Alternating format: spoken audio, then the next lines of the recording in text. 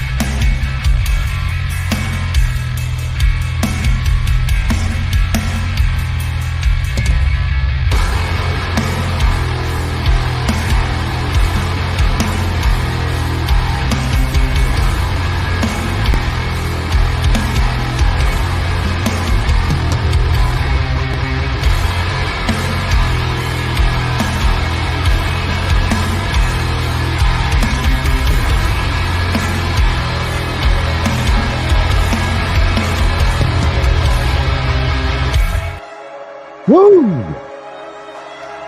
Shout out Grizz. Shout out Grizz. Ooh, I got something special for you guys. I told Grizz, he gave me a sneak peek at it. I said, Grizz, you got to let me know because we're going to play it on the next show in the little breaking news segment that we have. Good morning. Sorry for the late notification there. Holiday sleep got me all messed up. And a little bit of the sinuses too. So good morning. We'll say what's up to everybody and then we'll get into some of that breaking news. Hope you all had a happy Thanksgiving if you celebrated. And there's going to be little segments here. I told Grizz, I said, dude, you always make some very educational videos, man, especially when it comes to YouTube and awareness and, all of that when it comes to just the social and the web. He always makes really educational videos. So I said, man, I need to have this segment called The More You Should Know. And then that way I can highlight these messages. He said he's a great, talented creator. That's why I love highlighting him in the beginning of the show in the intro.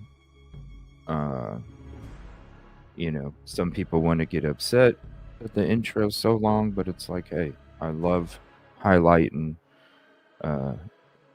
friends of mine that are very talented, and it's a good message, you know what I'm saying? So good morning, everybody. Oh, afternoon maybe. What's up, Kib Kitty? Oh, my sinuses. Oh, thank you, Tanya, for becoming a member. I appreciate that. Thank you so much. Dark Fairy, ticket number 7. Devil Doll. So I apologize if I'm blowing my nose, whatever, you know. Caddy, thank you. Ticket number 10. Oh boy, I know. I listened to a little bit of Christmas music last night, towards the end of the evening last night. And then I tried listening to Rain, and that just wasn't working. So it usually works, but for some reason last night I just could not get to sleep. Jacqueline, thank you so much. Look at all those emojis. You got a snowman and a turkey and a baby and a present. What's up, Katrina? Good morning. Thank you for hopping in. Miley, thank you so much. Oh, what's up, Nani? Thank you for hopping in. American Princess, I hope you did too. Detective Golden, happy Friday. Yeah, I don't know what I'm going to do with today's show. I don't know if I'm going to keep it a little short and have a usual Friday show, or if we're just going to go through until the evening and then just kick back. I don't know. It's whatever. It's whatever. Yes. Oh, thank you for the subscribe, Scott and Pamela Irwin. Thank you. Definitely sub to Grizz. Wait till you see this new video. Very educational. I appreciate his hard work and his efforts. And if you're not sub to Grizz, you definitely got to.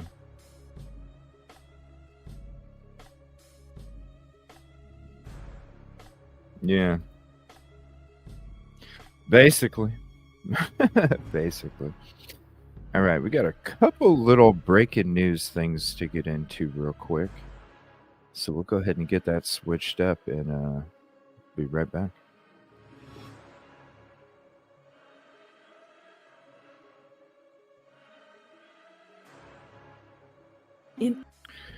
Yeah, this is one case that we went into quite a long time ago and did quite a lot of shows. This is when everybody was discussing the Murdaugh case. And, you know, rightfully so. You know what I'm saying? The case where Murdaugh unalived his son and his wife. But when we were watching some shows about the Murdaughs and stuff, I didn't really know too much about it. The Murdaugh stuff. People were asking me to cover it. I was like, okay, you know, why not? Back last year.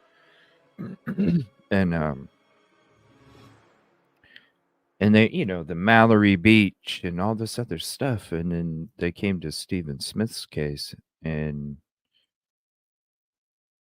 it just was like, this makes absolutely no sense whatsoever. I mean, all of them are messed up. What's up, Lynn? What's up, Truth? Ooh, ticket number 24. Thank you. Appreciate that. But it was like, man, this one just doesn't make sense out of, like, this is the one that seems the most fucked up. Like, it's covered up, obviously. They're saying it's a hit and run, but then you go into the story and it just doesn't make sense. So we just started really talking about it, and oh, did we talk about it? It's kind of like what's happening with the University of Idaho Phoenix deal that I've been getting into the last couple days. That's kind of taken on a path of its own as well, because I got even more stuff to talk about today. It's not good too. Like, there's a lot of stuff that I have, and then I came across something from a couple days ago about the progress of this deal, and it's good for them. I don't think it's good for the community, but we'll get into that, and I'll show you that in a little bit. But this is one of those cases. This is an episode You love Silky Southern Tea. We love Silky Southern Tea. Silky Southern Tea, if you're available today, I think she is. I think she might be joining the show either today or tonight. Tomorrow, maybe. But this is a show that Silky and I had where she came in and we kind of went over it. And it's a good episode to kind of like go through the gist of it. This is Suzanne Andrews. I interviewed her a long time ago. What's up, Phidippus? Thank you for joining. I appreciate it. Yeah, right? We're going to be having an episode coming up here, and I will be going live on location. I got better service now. So we will be going live on location down in the low country coming up here in a couple weeks, probably less than that actually. That's the next trip coming up. I was going to go down there this week, but I heard there was a special 48 hours. Unfortunately, we can't watch it, but you know, we always figure out ways to discuss it. But it's going to be they're going to be having a special here coming up tomorrow. And so I was like, you know what? I'll go ahead and put that on the pause because I'd like to actually wait for this to come out. I'd actually, if it was on a different channel and we could stream it live, then yes, I would be there. But the fact that it's 48 hours, you got to pick through it, take pictures. Otherwise, they just slam you. It's ridiculous.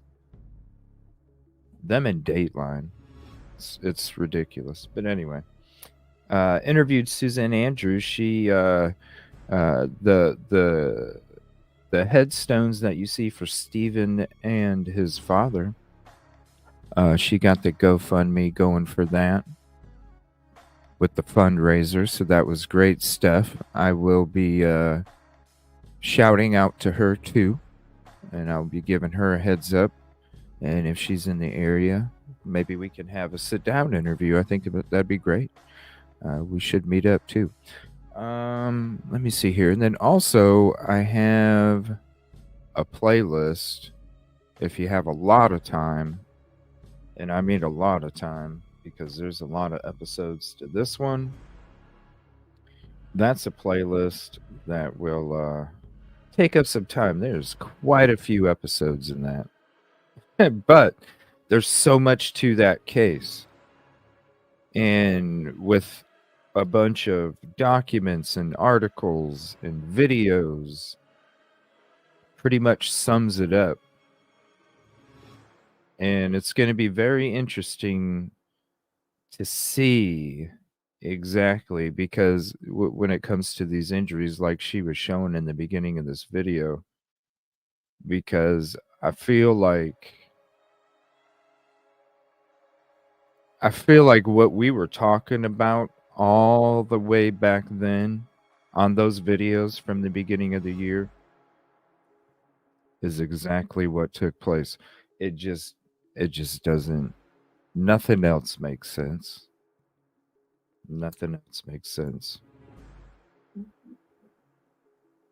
Yes. Unfortunately, we can't watch it. But I'm going to be taking some clips. You know, I'm going to figure out a way. I'm going to figure out a way. We're doing it. And speaking of, like, when it comes to the end of the month, there's a lot of stuff or a lot of cases that we don't go over. So I thought about starting to do, like, the last day of the month or maybe the last 2 days of the month. We kind of just go through my folder for that month and we discuss, even if it's 15 or 20 minutes. It's a couple shows of us discussing a lot of these other cases, you know. So thought about doing that as well because there's like every month I go through and there's like so many things that I have prepped and everything, and we never even get to. So one of those I thought about. But yes, this is a special that's coming tomorrow. So we'll figure out a way. Time today, there are also new filings in the Delphi double murders case. So much, Authorities Scarlett. arrested and charged a man for the leak of crucial crime scene evidence. Now, he's accused of taking photographs of crime scene pictures with his cell phone. Fox 59's Russ McQuaid has been following this story today, and he's breaking it all down for us now. Mitch Westerman was a coffee-drinking buddy of his former boss, former Delphi defense attorney Andrew Baldwin, when investigators say he got into Baldwin's conference room and took photographs of something he shouldn't have. Mitch Westerman admitted to the court that it was probably in late summer when he visited. Now, I'm way behind on, like, there's so much Delphi shit. I'm just way behind. As much as Silky says she needs to be caught up on Idaho4, I'm the same way when it comes to freaking Delphi. Now, the fact that this dude, not this dude. My defense attorney Andrew Baldwin, when investigators say he got into Baldwin's conference room and took photographs of something he shouldn't have. This guy. No, I don't know. I remember hearing something a bit ago about somebody unalived themselves or something. I don't know. I don't had something to do with the leak or something. Ain't that thick? Dude's waiting. Maybe I'm wrong. Maybe I took the video wrong. Dude's waiting in a boardroom or something for the lawyers, and he just starts snapping photos.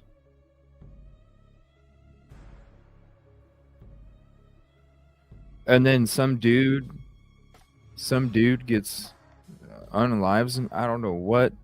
I don't know nothing about it. I'm just like, what the hell? What's the tickets? The tickets is your like number.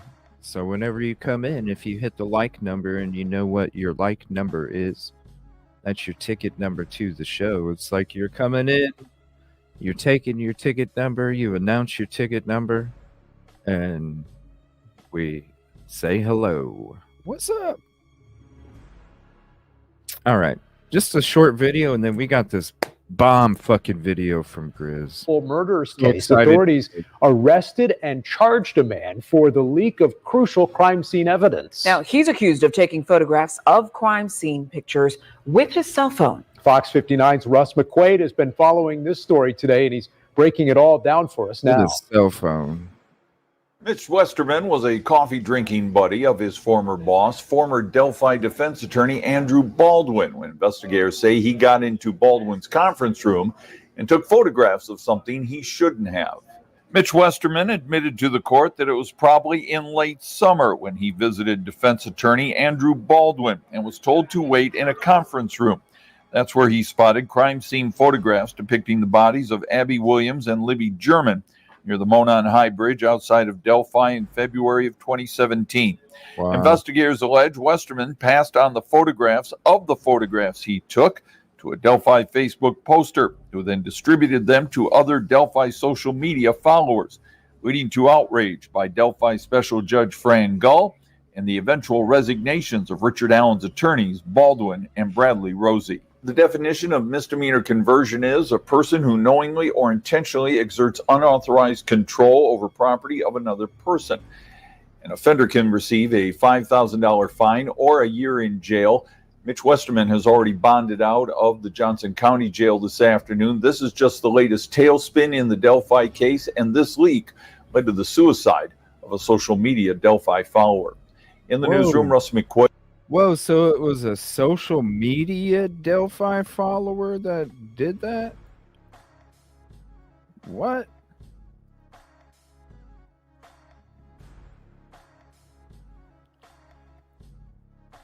See, I don't know. Good morning, Dark Fairy. Ticket number 28. Dang, that's crazy. Right? I mean, just the fact Like, dude, why would you? So fucking what? You like so fucking what? You were in the fucking room. Why would you? You know what I mean? Like, you sick motherfucker. And then just that's just disgusting, man. I can't even imagine how hard it is for the attorneys to see those. You know what I mean? I can't imagine how hard it is for the attorney. And this dude's just like, ooh, mouth drooling, snap, snap, snap. What the hell? What the hell? Wade, Fox 59 News. As always, we will stay on top of this case, bring you all of the developments, and you can go to our website for all of our past stories and what this all means. Head to fox59.com. All right. Oh, shut that off real quick. All right. Now I'm going to take my face out of this. Shanae, I apologize. I do not know how to pronounce that. Please let me know how to pronounce that. And thank you for hopping in. Allegedly, he was part of the defense. Yeah, an ex-employee. That is... Right, Scarlett? Why do that? Why? Like, why? Even if you had the opportunity, like, why? Tiffany Crockett, ticket number 51. Thank you. Hello, beautiful people. I'm fabulous. Jeez, I know. And then we went a couple days ago. We covered for a minute about the news. Fox 59 was like, yeah, we just confirmed that Judge Gall has been in and out of the hospital since November 2nd. And I'm like, what? Just confirmed it? Just confirmed it? Why did it need, like, huh?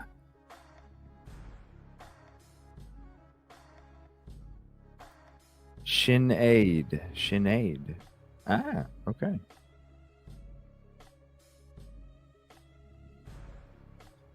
Thank you so much. I appreciate that, Devil Doll.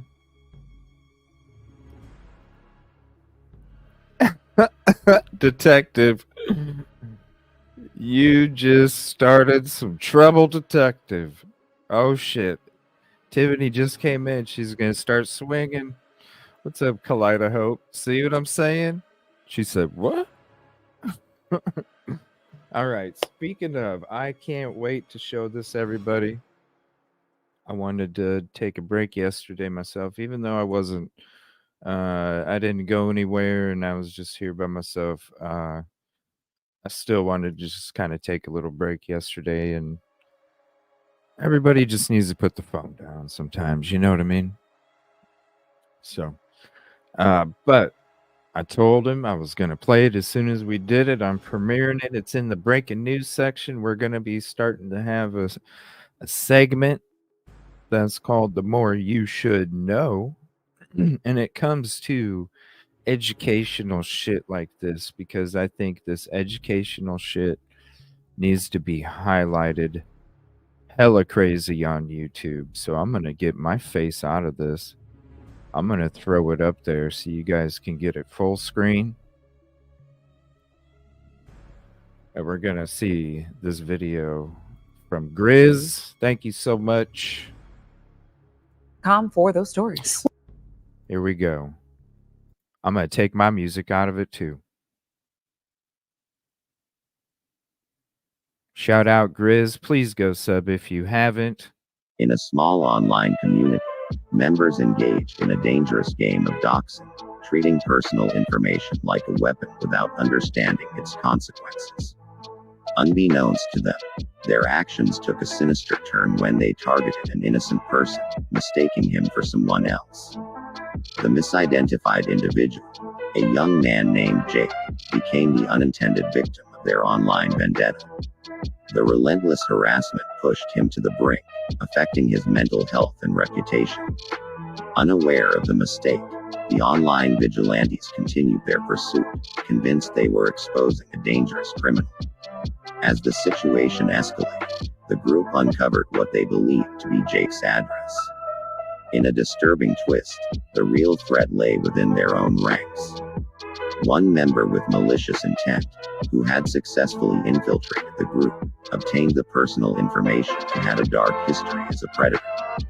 Armed with the accurate details, the infiltrator began a campaign of terror, stalking and targeting vulnerable individuals. The online game had transformed into a real-life nightmare. Law enforcement, now involved, struggled to trace the source of the harassment, while the online community grappled with the realization that their actions had unleashed a genuine danger upon unsuspecting victims. The incident served as a grim reminder of the perilous consequences of playing with fire in the digital realm. Doxing, initially perceived as a means of justice, had spiraled into a nightmare scenario, demonstrating the importance of responsible online behavior and the potential for grave repercussions when personal information falls into the wrong hands.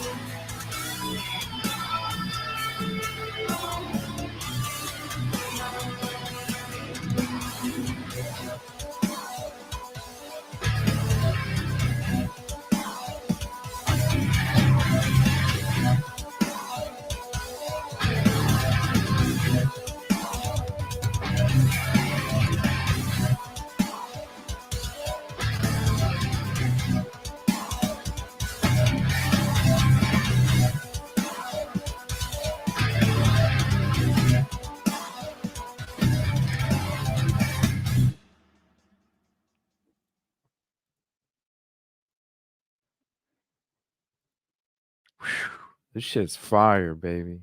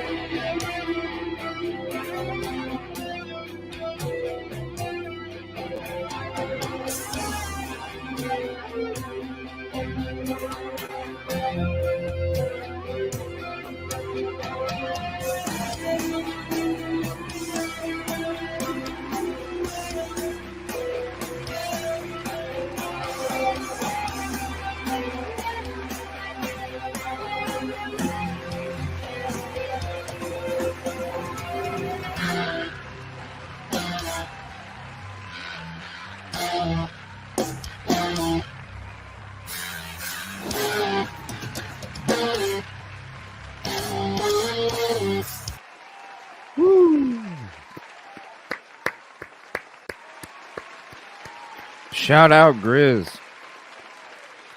Man. Damn. Educational. Shit exists. Educational shit exists. Gotta be aware out there. Please be safe. Very, like I said, I want to start doing these segments where it's the more you should know, where we show and highlight educational stuff like this, just to keep people aware. Shout out Grizz. Again, if you're not sub, please go sub. He makes all sorts of videos, even makes these great intro videos that I have. Shout out Grizz again. Thank you so much. Yes, clap, clap, clap. Thank you. Thank you.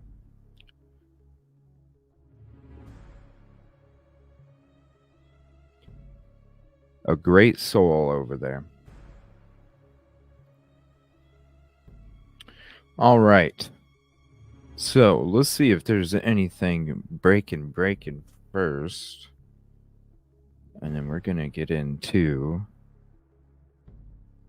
a little bit of this DNA talk. A little bit of DNA, PCA. And then we're going to get into that university. What came out a couple days ago. The progress is happening. I hope more people start talking about this, highlighting the deal. Because what I'm about to show you guys today, when it comes to the scam and the shady part of it,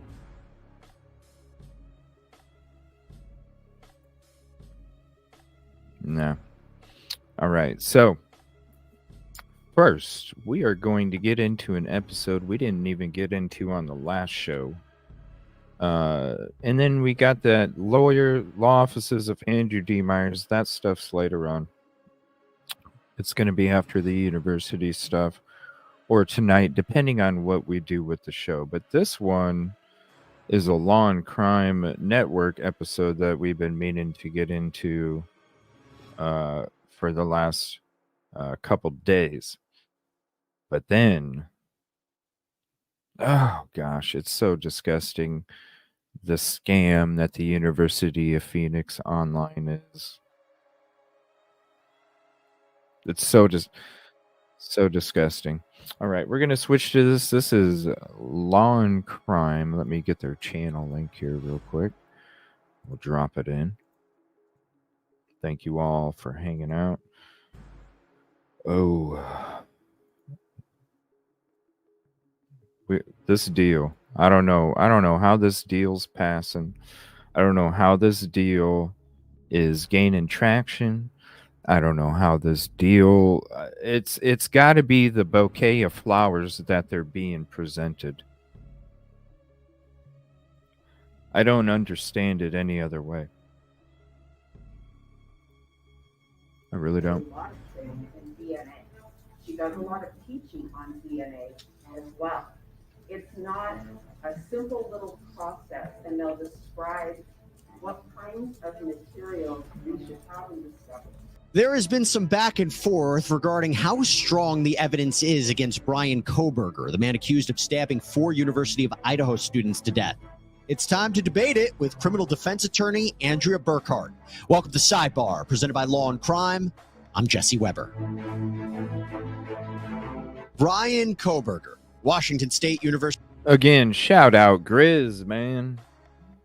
Fire shit, bro. Fire shit. Shout out Grizz again. I have to. Grad student accused of murdering 4 University of Idaho students. Is he going to be found guilty? An interesting question. If we go back on November 13th, 2022, Ethan Chapin, Zana Kernodle, Kaylee Gonsalves, Madison Mogan, they were all found stabbed to death inside of a large off-campus rental house at the University of Idaho. There was a massive police investigation as basically the entire Moscow Police Department started looking for who did this. And after about 6 weeks after the murders, police arrested 28-year-old Washington State University doctoral student Brian Koberger at his parents' home in Pennsylvania, where he was spending Christmas break. They extradited him back to Idaho, charged him with 4 counts of first-degree murder, 1 count of burglary. Grand jury indicted him. They looked through all the evidence, and the state announced that it will seek the death penalty against Koberger. And while the trial date hasn't been set, we are moving towards an actual trial, closer to it now than we were. In fact, we did learn that the judge overseeing this case has now ordered that court proceedings will be live streamed on the court's YouTube channel. So while the media won't be operating the camera or taking photographs, we, the public, will still see this trial and have access to the proceedings. It's just under the control of the court. So with all of that, and we will presumably see all the witnesses and exhibits and so forth, how strong is the evidence against Brian Koberger? Well, I will tell you, in my opinion, I think this is a great case for prosecutors. I've thought that for a while. My next guest, though, maybe disagrees with me. What? And she has been... So hold on. He thinks this is a... Wow. Let me hear that one more time. What? With all of that, and we will presumably see all the witnesses and exhibits and so forth, how strong is the evidence against Brian Koberger? Well, I will tell you, in my opinion, I think this is a great case for prosecutors. I've thought that for a while. My next guest, though, maybe disagrees with me. And she has been kind enough to challenge me on some of this evidence. And I am joined right now by criminal defense attorney Andrea Burkhart. You can check out her YouTube page at Burkhart Law. That's at A Burkhart Law. Her Twitter handle or X handle is the same thing. And she joins us now. Andrea, thanks so much for coming on. Wow. Thanks so much for having me. Well, I think the first thing that we can all agree on, whether or not there are those who believe there's enough evidence to convict Brian Koberger or not, it is great that this is going to be televised in some form. It may not be great for the media, but it is great for the public in general that we are going to have some transparency and see these proceedings, right? 100%. Transparency in the court process is so essential, not just for folks to understand what is happening and why, but to be able to evaluate whether it's working correctly. It's an important feature of our democratic government that the public be informed. So the fact that the judge recognizes the need for the public to see this trial for themselves is very heartening to me. I was nervous that we were going to have a Lori Vallow Daybell situation where, in that case, in Idaho, it was just audio only. I felt we lost something. You can't see the witnesses. You can't see the reaction. But listen, we got something, and something is better than nothing. But yes, as of right now, hopefully the court has a good courtroom operator and we can get all the different views. Hey there, everybody. So I want to talk to you about something that I am so excited about, and that is that Jet Match is now sponsoring Sidebar. We already pay for YouTube Premium, Jesse Weber. Come on, man. .com/sidebar or click the link in the description. I like her too. All right, let's go through the evidence. I like her too. We reacted to a few things on Twitter, so no, I like her. She's down to earth, really cool. Yeah, she's wants to approach it all. This is going to be an interesting. No, I didn't realize one thing. I didn't realize that Jesse was so gung ho with the prosecution. I did not realize that. Now, I want to start. This must be like a real conversation here. Let's go through the evidence. Now, I want to start with what I think is arguably the strongest piece of evidence, the DNA. And there has been some discussion recently if the DNA evidence alone would be enough to convict Brian Koberger. I am of the opinion that it could certainly be enough. Now, I want to give a little background about it. So we know that authorities were able to make a familial match from the DNA on a knife sheath found at the crime scene to Koberger's father. And they did this by collecting trash from outside the Koberger home in Pennsylvania. And then after Koberger was arrested, authorities took a cheek swab from him, and court documents reveal that the DNA recovered from the sheath is an almost identical match to Koberger. What do you think, Andrea? Yeah, so the DNA evidence, you've described it as strong. I would describe it as really the linchpin of the state's case, because if this DNA evidence does not stand, in my opinion, the case does not stand. So it's really Really, exactly. Just like we've been saying, if you ain't got no DNA, there's no PCA. Think about it. Think about the DNA without the, if it's not in the PCA, are they arresting him the way that they did? Are they charging him? She's exactly that. I know it's the new slogan. If there's no DNA, there's no PCA. T-shirt, been saying it. We've all been. If there's no DNA, I'm sorry. I mean, that's how I feel. I know that's how you guys feel. If it's the linchpin, she's exactly right. Andrea. Yeah, so the DNA evidence, you've described it as strong. I would describe it as really the linchpin of the state's case, because if this DNA evidence does not stand, in my opinion, the case does not stand. So it's really the only hope that they have to get a conviction here. So you've described it as strong evidence. What we know about the DNA is that it appears to be what we call trace evidence, meaning this doesn't come directly from a body fluid like a blood or something like that can help explain how that DNA got onto that knife sheath. Instead, it is simply a small amount of what is likely DNA associated with skin cells, or sometimes there's not even any cellular material at all. It's simply free-floating DNA.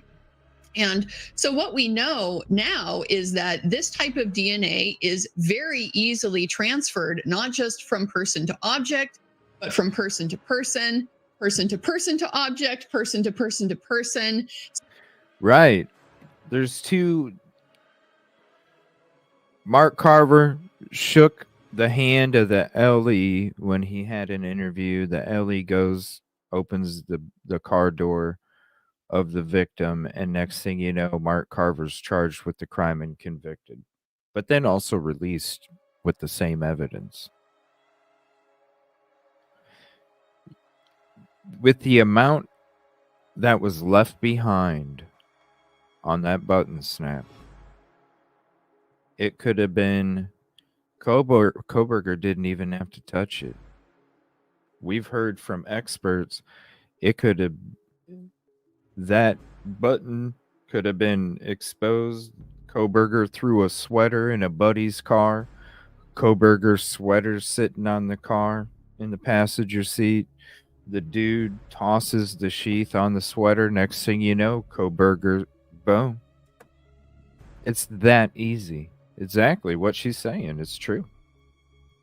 Instead, it is simply a small amount of what is likely DNA associated with skin cells, or sometimes there's not even any cellular material at all. It's simply free-floating DNA.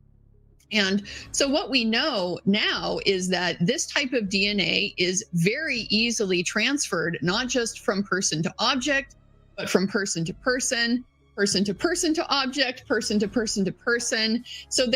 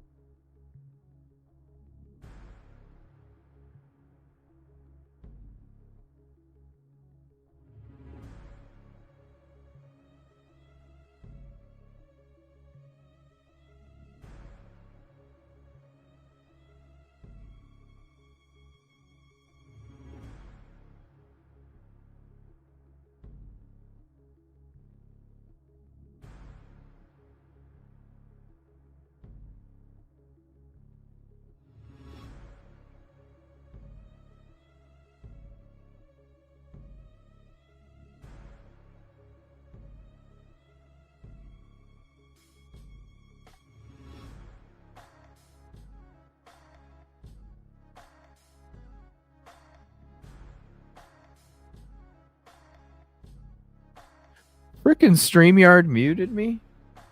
Damn, I'm sitting here talking. Damn.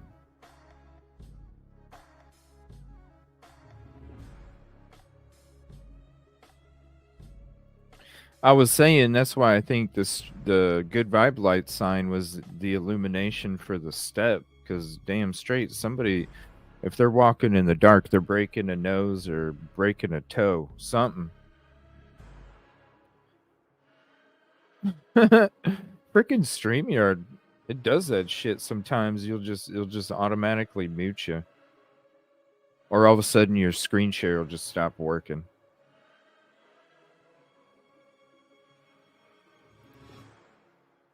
Damn, I was saying a whole bunch of shit. It just had to do with this DNA stuff. All right.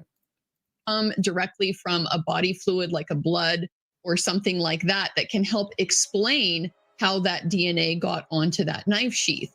Instead, it is simply a small amount of what is likely DNA. Mark Carver case, Phidippus. Here, let me drop this. This gentleman, I made a video. It's like a 45-minute read through of an article from the Innocence Project about how BK could be innocent when it comes to this touch DNA transfer, yada yada.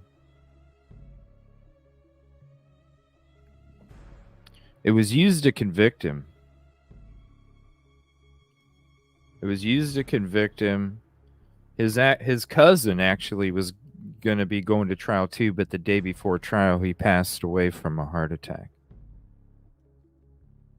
Probably because of the stress from having to go, and then they were exonerated, or he was, based off of the same evidence. They showed how it can be manipulated.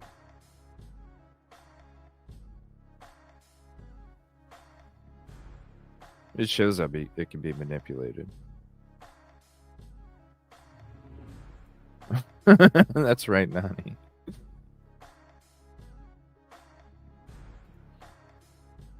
Associated with skin cells, or Check that sometimes out, there's though. not even any. It's a 45-minute read through. It's an Innocence Project article about the Mark Carver case. It'll blow your mind. Like, I don't know why nobody's talking about that case when it comes to this case, the Mark Carver case. I mean, it's that simple. It's that simple.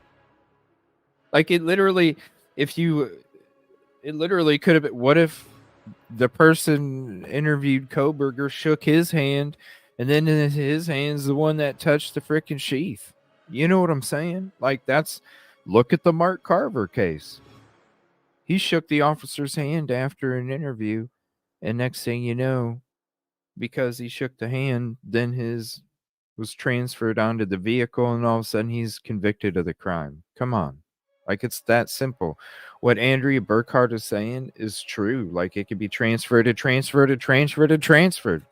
Cellular material at all. It's simply free-floating DNA. And so what we know now is that this type of DNA is very easily transferred, not just from person to object, but from person to person, person to person to object, person to person to person. So there have been numerous instances of cases where, yeah, like Miss Smith, they don't even have to be there. They don't even nothing. It can literally went from Mark Carver. Like, that's what it can be transferred.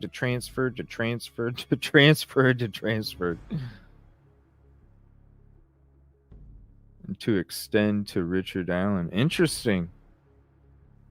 I mean, the Mark Carver case is crazy. I'm surprised nobody's discussing it, seriously. Just like this University of Idaho, University of Phoenix online deal, like, nobody's discussing this shit. I don't understand.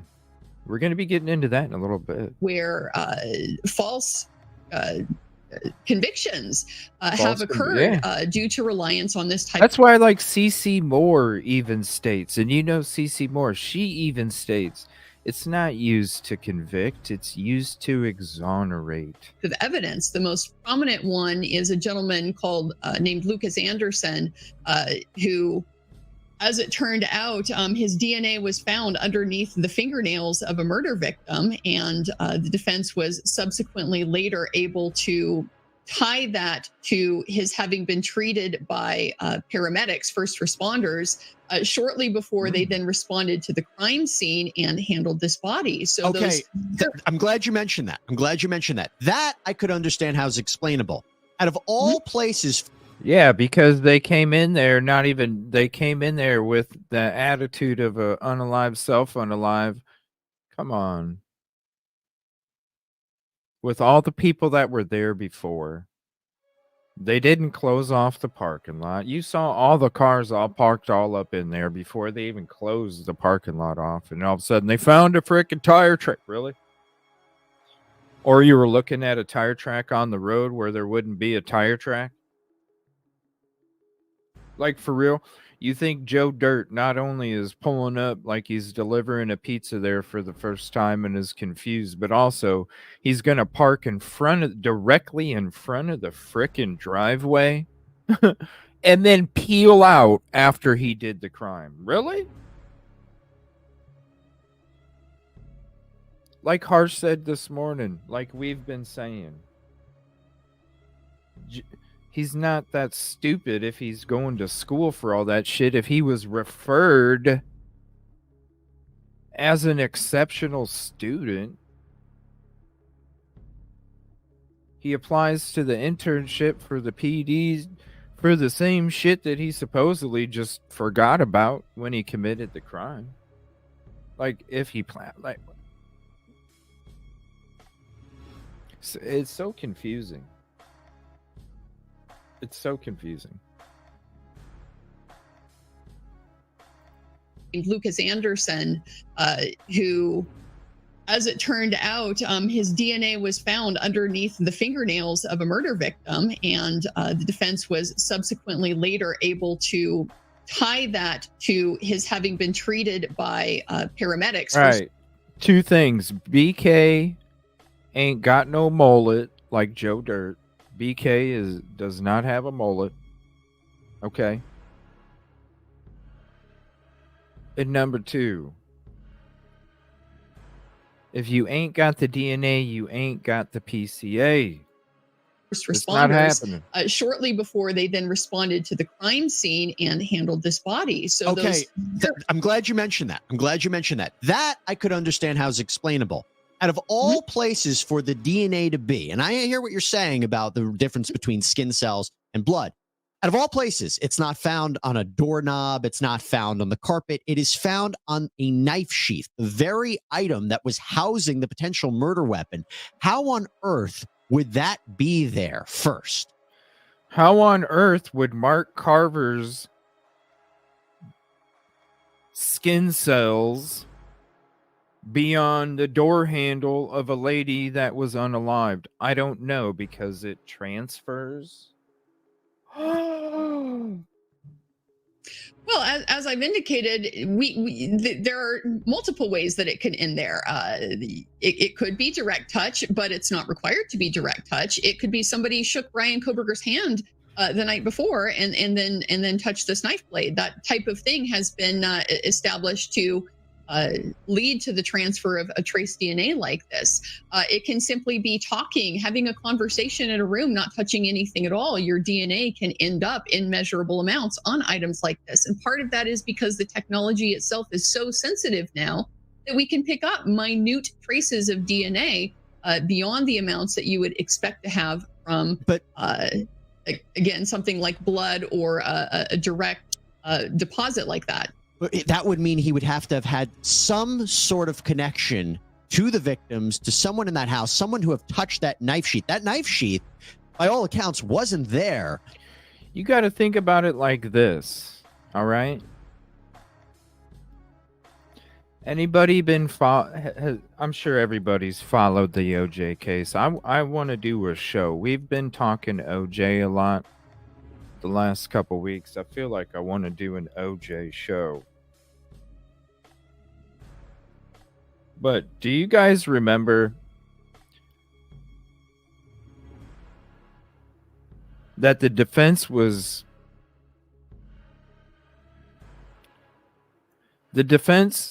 okay, so the prosecution came at OJ and came at OJ with the one person theory, the one weapon theory, the one, like, OJ was the only one, and they were so gung-ho about it, right? Okay. And when OJ came out with that interview a long ass time ago when he wrote that book, and he had that interview, and I know everybody's seen this too, you know, the whole if I did it, the hypothetical OJ, but he was talking like he was really doing it type OJ, you know. I don't want to talk. I don't want people to think that I could, you know. Remember that? He talked about a buddy named Charlie, right? Talked about Charlie.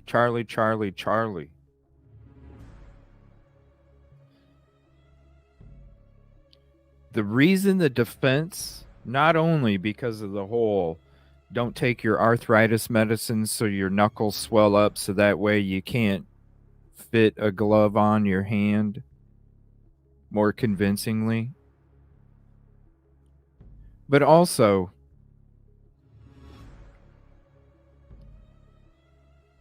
when it came to the defense,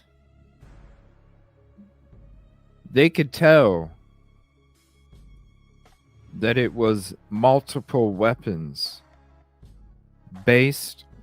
They could tell it was multiple weapons based off of the injuries.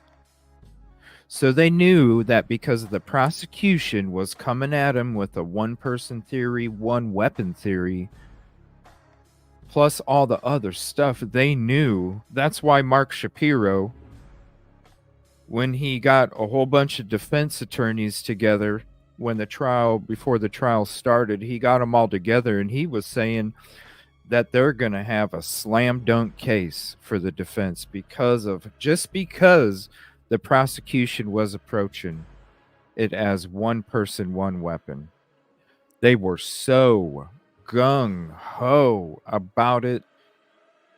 They were blinded, wearing the blinders, driving the car that only has a front windshield and you ain't got nothing else. I hope both sides are prepared, because this is way too damn important to be playing games or to be tunnel vision on one specific theory. What's up, Mark and Betty? Thank you for hopping in. Ticket number 44. D. Smith, thank you for hopping in as well. Hope you all had a happy Thanksgiving if you celebrate it. It would then be infinite numbers of picked up touch type DNA based on how many peeps pass through that. I mean, that you don't know. And you know, like she was saying, and we all know this. What's up, Anna? Thank you for hopping in. Appreciate you. You know, like she was saying, good vibes. Thank you for hopping in. Appreciate you. Like Mark Carver shook the officer's hand. We saw how they were going in that house all sloppy. We know how many people were in there before they even showed up. To say that it's not contaminated is out of your damn mind. To say that something couldn't be... Somebody picked it up. Whoever, you know what I mean? It's that easy. before those kids went to bed that night. It was placed there. Where else would it have come from? Someone would have had to touch it. So, in other words, if it wasn't. And I've been saying, who says it wasn't a gift to one of the victims upstairs? They took it out to try and defend themselves, and the person that committed the crime took it as a souvenir for themselves. Huh. You couldn't get me. Maybe that's why nobody found the weapon. When you listen to the coroner, to think a K-bar was the only weapon, that's why I brought up the only weapon theory when it came to the OJ case. Brian Kohberger, then it was the real killer who had touched Brian Kohberger, or it might have been one of the victims who had shook Brian Kohberger's hand and then touched that knife sheath. It seems to me that's where it's the location of where the DNA is. And by the way, just to be clear, the court has indicated, the court filing, when they were matched the cheek swab to that DNA, that it is.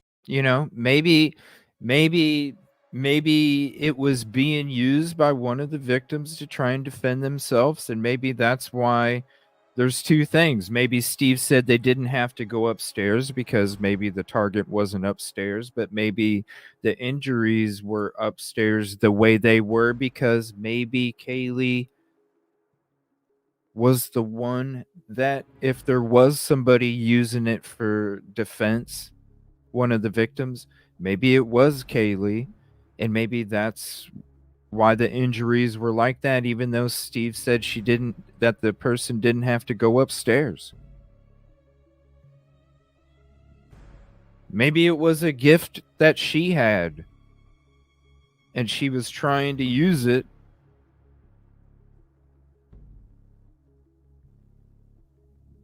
There's so many unanswered questions.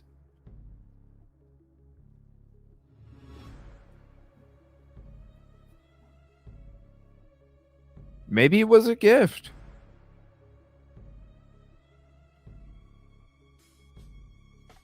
That's the two things that never made sense to me. Why Steve said they didn't have to go upstairs, but yet Christy, when she talks about the autopsy, she talks about it like, you know what I mean? It's like, okay, which one? So in my mind, it's like, why wouldn't it have possibly been a gift, or could be a gift, or could have been? And the person that committed the crime was able to get it before it was even attempted to be used on them. I don't know.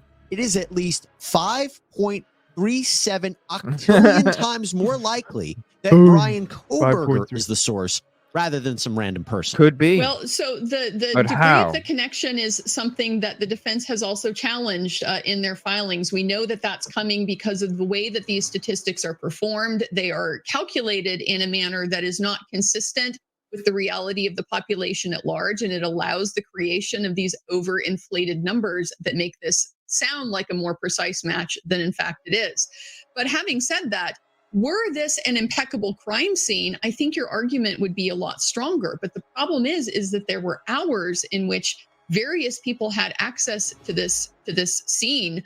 We had numerous first responders and investigators and so forth in and out through this scene. So any one of those people is a potential source of transfer DNA. Any one of those people could have potentially been the reason why Brian Kohberger's DNA ended up on this knife sheath and nowhere else in the right, because it wasn't tested at the frickin' house. It wasn't tested at the house. That's why Ann Taylor wants to know the chain of custody. She wants to know the IGG information. She wants to know this shit because she wants to know how it got there too. She's not saying that the knife sheath was placed. She's saying that the DNA on the sheath, and that was placed.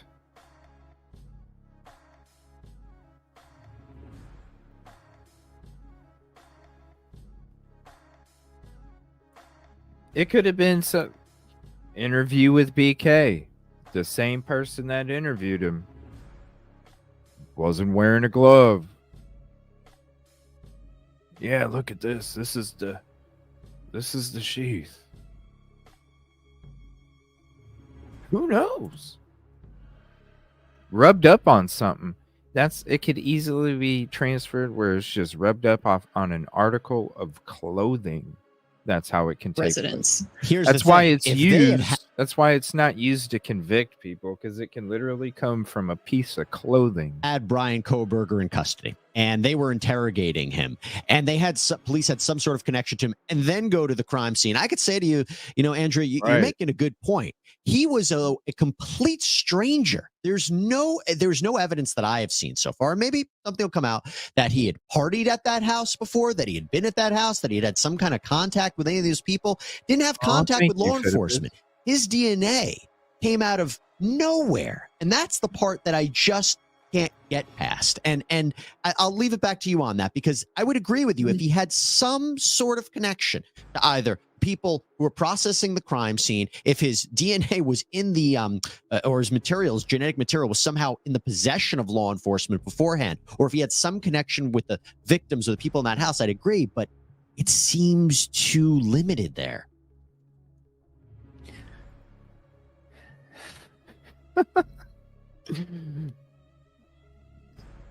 Liddy's protege, man. I haven't watched it yet. That's one of I don't watch this shit until I watch it with you guys, just because I like having it fresh. Jesse's hot butt. Oh shit. Yeah, Jesse Weber. Yeah. What's up, Nina? But oh shit. DNA could be from ass. Could be from the cash was exchanged at shopping centers. Yeah. The whole coffee cup. That's what I've been saying for a long ass time. You go to the University of Idaho, and you look at this coffee cup, right? You look at the coffee cup, you're like, maybe not. No, I'll put it back. And then I come up behind you and I'm like, I want a University of Idaho coffee cup. So I grab it. I do the disgusting thing and I don't wash it before I use it. Gross. Why would you? But let's just say I did. Your hand was all over it. Now my hand's all over it. Now my hand's all over this microphone arm here. And all of a sudden, ugh. And then they go, whose is this? Boom, it's you.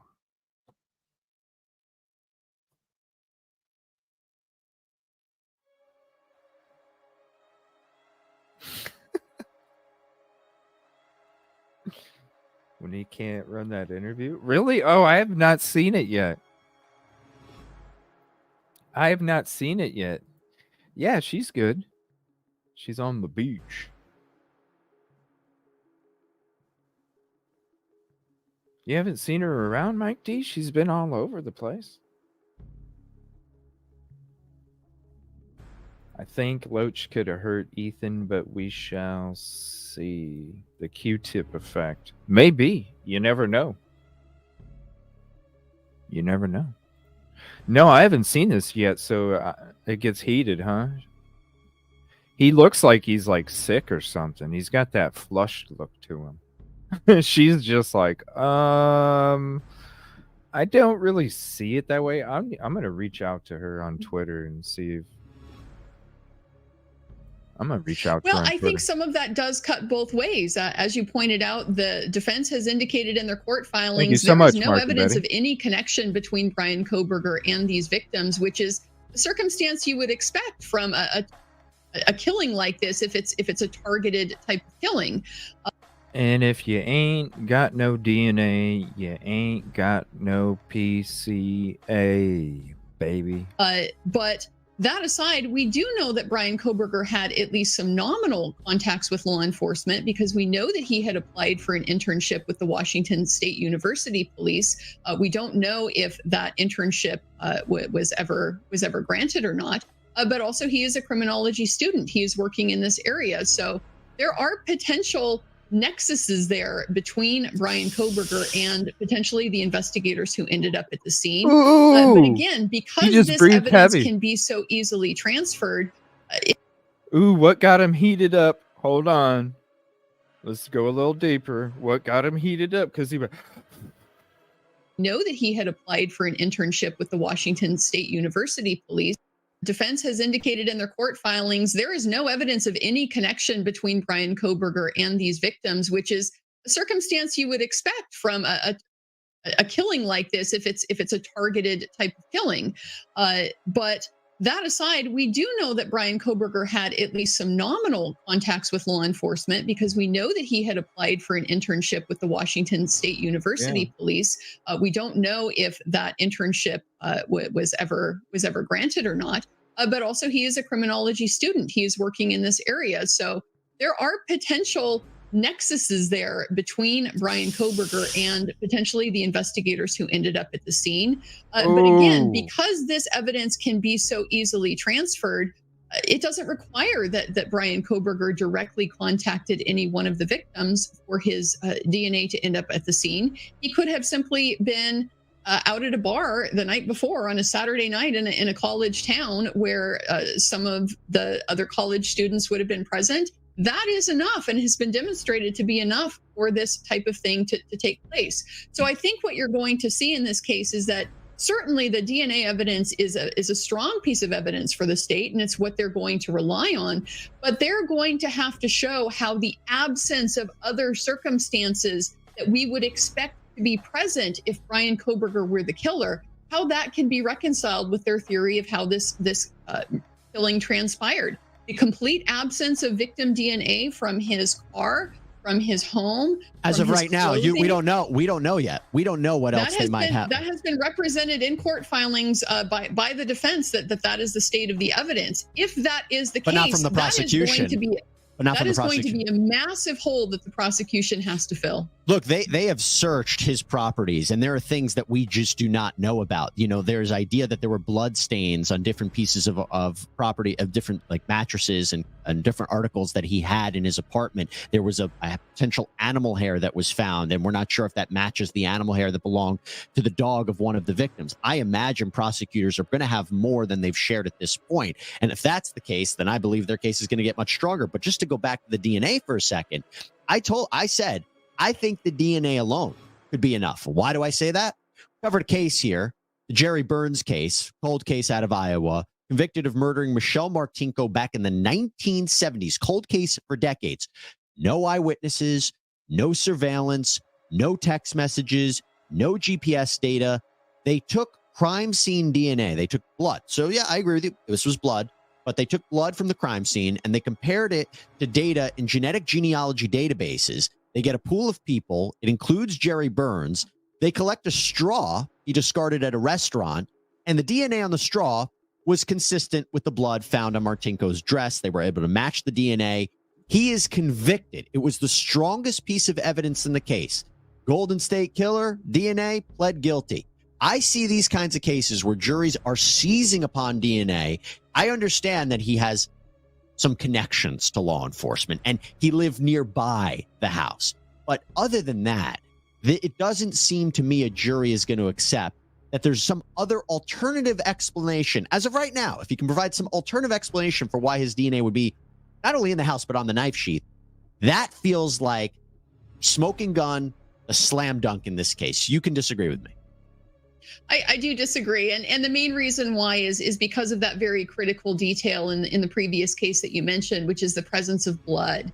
The problem with DNA evidence isn't so much the fact that it exists, it's explaining how it got there. And with something like blood in a murder setting, there's a pretty strong inference that you have to draw that means the person was present and bled on the item from which the blood was recovered. With trace DNA, that argument simply doesn't follow. There are too What's up, many commercial ways zone? for that potential evidence to end up on a sheath like that knife. There is a massive amount of forensic science that has been done on this topic. The defense is going to have experts who can come in and explain how all of this works to the jury. You can be sure that the jury is going to hear about this Lucas Anderson case that I mentioned previously.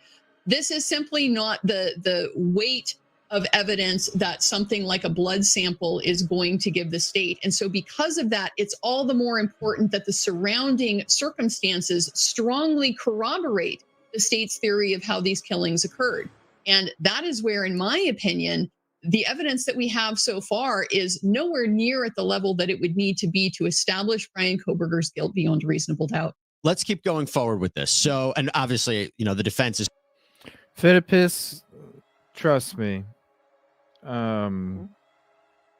There's a reason why I've been going after when I went on my trip out there and I experienced things and for myself, and I saw things that you don't see on Google Guy and the usual footage.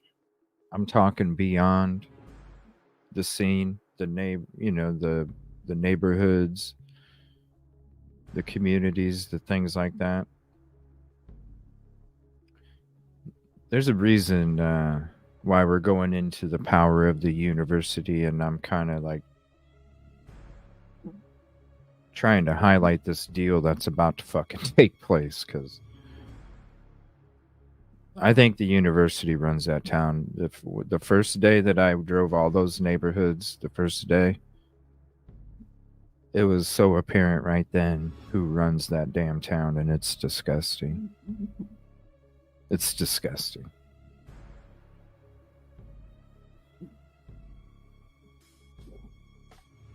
And yeah, shout out to her, man. She is definitely being patient. And I don't know, maybe he was just sick and crabby or something. There's been a lot of flu bugs going around, yo.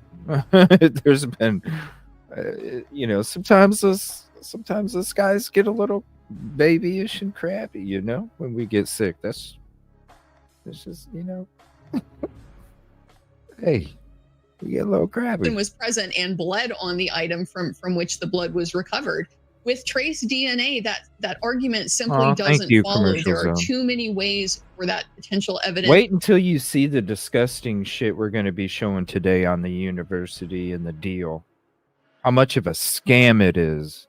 You think you saw shit that you thought they were a scam before? Just wait. End up on a sheath like that knife. There is a massive amount of forensic science that has been done on this topic. The defense is going to have experts who can come in and explain how all of this works to the jury. You can be sure that the jury is going to hear about this Lucas Anderson case that I mentioned previously. This is simply not the weight of evidence that something like a blood sample is going to give the state. And so because of that, it's all the more important that the surrounding circumstances strongly corroborate the state's theory of how these killings occurred. And that is where, in my opinion, the evidence that we have so far is nowhere near at the level that it would need to be to establish Brian Kohberger's guilt beyond reasonable doubt. That's why I'm saying if you ain't got the DNA, you ain't got no PCA. When you look at all the other stuff, we've been showing the holes that exist, the reasonable doubt that can be created when it comes to any of that other shit since the PCA came out. Because when the PCA came out, I was sucked into the MSM. And then as I started looking into the PCA, I'm like, shit don't make sense. Shit don't make sense. One of the damn reasons I was out, drive that damn route to show you guys, if somebody had committed this crime and they had planned it, they're not going the way the PCA said they went. That's why I took you on the whole drive to the house. The only video I've seen of somebody do it was Daily Mail, and it was zoomed up. Everything else is crime scene. Not only did the drive from Kohberger's Steptoe Apartments to 1122 King Road, as the PCA states, based off of surveillance and cell phone. So you guys could see all of the CCTV out there. And then I took you on the route that if somebody was going to commit this crime, this is the road they're going down. They're not going down this other one. It's a no-brainer. It doesn't make sense. Oh, geez. I don't understand why. I don't understand how anybody, we're not at the water cooler anyway. I just don't understand how anybody could be gung-ho in either direction. Really. There's shit that's like, okay, there's shit that needs answered when it comes to both sides. Why was his DNA on the sheath? Why was his phone supposedly blah, blah, blah, blah, blah, surveillance, blah, blah, blah, blah, blah, blah, but we broke all the holes? I mean, you can even look when it comes to he connected to the tower, but they don't even think that he was there on the 14th either. You know, like what the? Oh yeah, that's right. I did go to, yeah, I even forgot about that. Oh, thank you, Commercial Zone. What a statue out front where he went to class. What a statue. My gosh, that was a beautiful college. DeSale University, beautiful college. Beautiful. PA was beautiful. That was a beautiful trip. Yeah, that was a beautiful trip. I DM you on an article. Okay. I do too. You drive an extensive. Oh, thank you, D Smith. I appreciate that.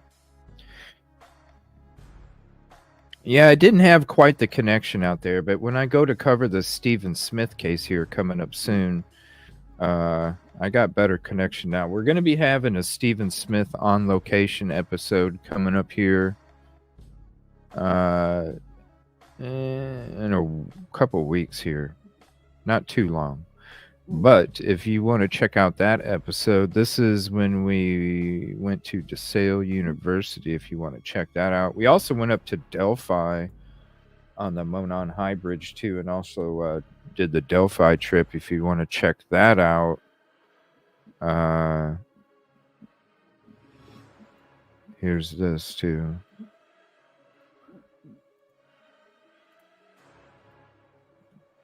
If you want to see the Delphi on location. DeSale University, what a beautiful college. Shout out Washington State, man. That college is badass. Let's keep going forward with this. So, and obviously, you know, the defense is trying to also understand how law enforcement used, it's called IgG. And shout out for real. Shout out Washington State. The Washington State University students. I mean, the Idaho students are cool too. But I'm telling you, the Washington State University students, shout out, man. You guys are all so badass. Investigative genetic genealogy to actually find this tree and how, you know, it was actually able to narrow down to Koberger. But I do want to move down to the other evidence, cell phone evidence. So again, I also think a huge piece of evidence. So on the night of the murders at 2:42 a.m., Ryan Koberger's phone is connecting to a tower that covers his apartment in the Pullman, Washington area. 5 minutes later, the data shows that that phone leaves the residence, travels south through Pullman, Washington, and that is consistent, which we'll talk about next, the movement of the white Hyundai Elantra that's caught on surveillance footage. Then the phone stops responding to the network. Prosecutors say he shut off the phone purposely to avoid detection. And out of all the times to come back on, it comes back on at 4:48 a.m., 2 hours later, after when prosecutors say the killings happened, and it hits the towers covering the area to the highway south of Moscow, Idaho. Okay, so now it looks like the phone was traveling towards the King Road residence and now leaving King Road residence. Then, between 4:50 a.m. and 5:25 a.m. on the day of the murders, the phone hits a tower showing the phone is traveling towards Uniontown, Idaho, back to Pullman, Washington.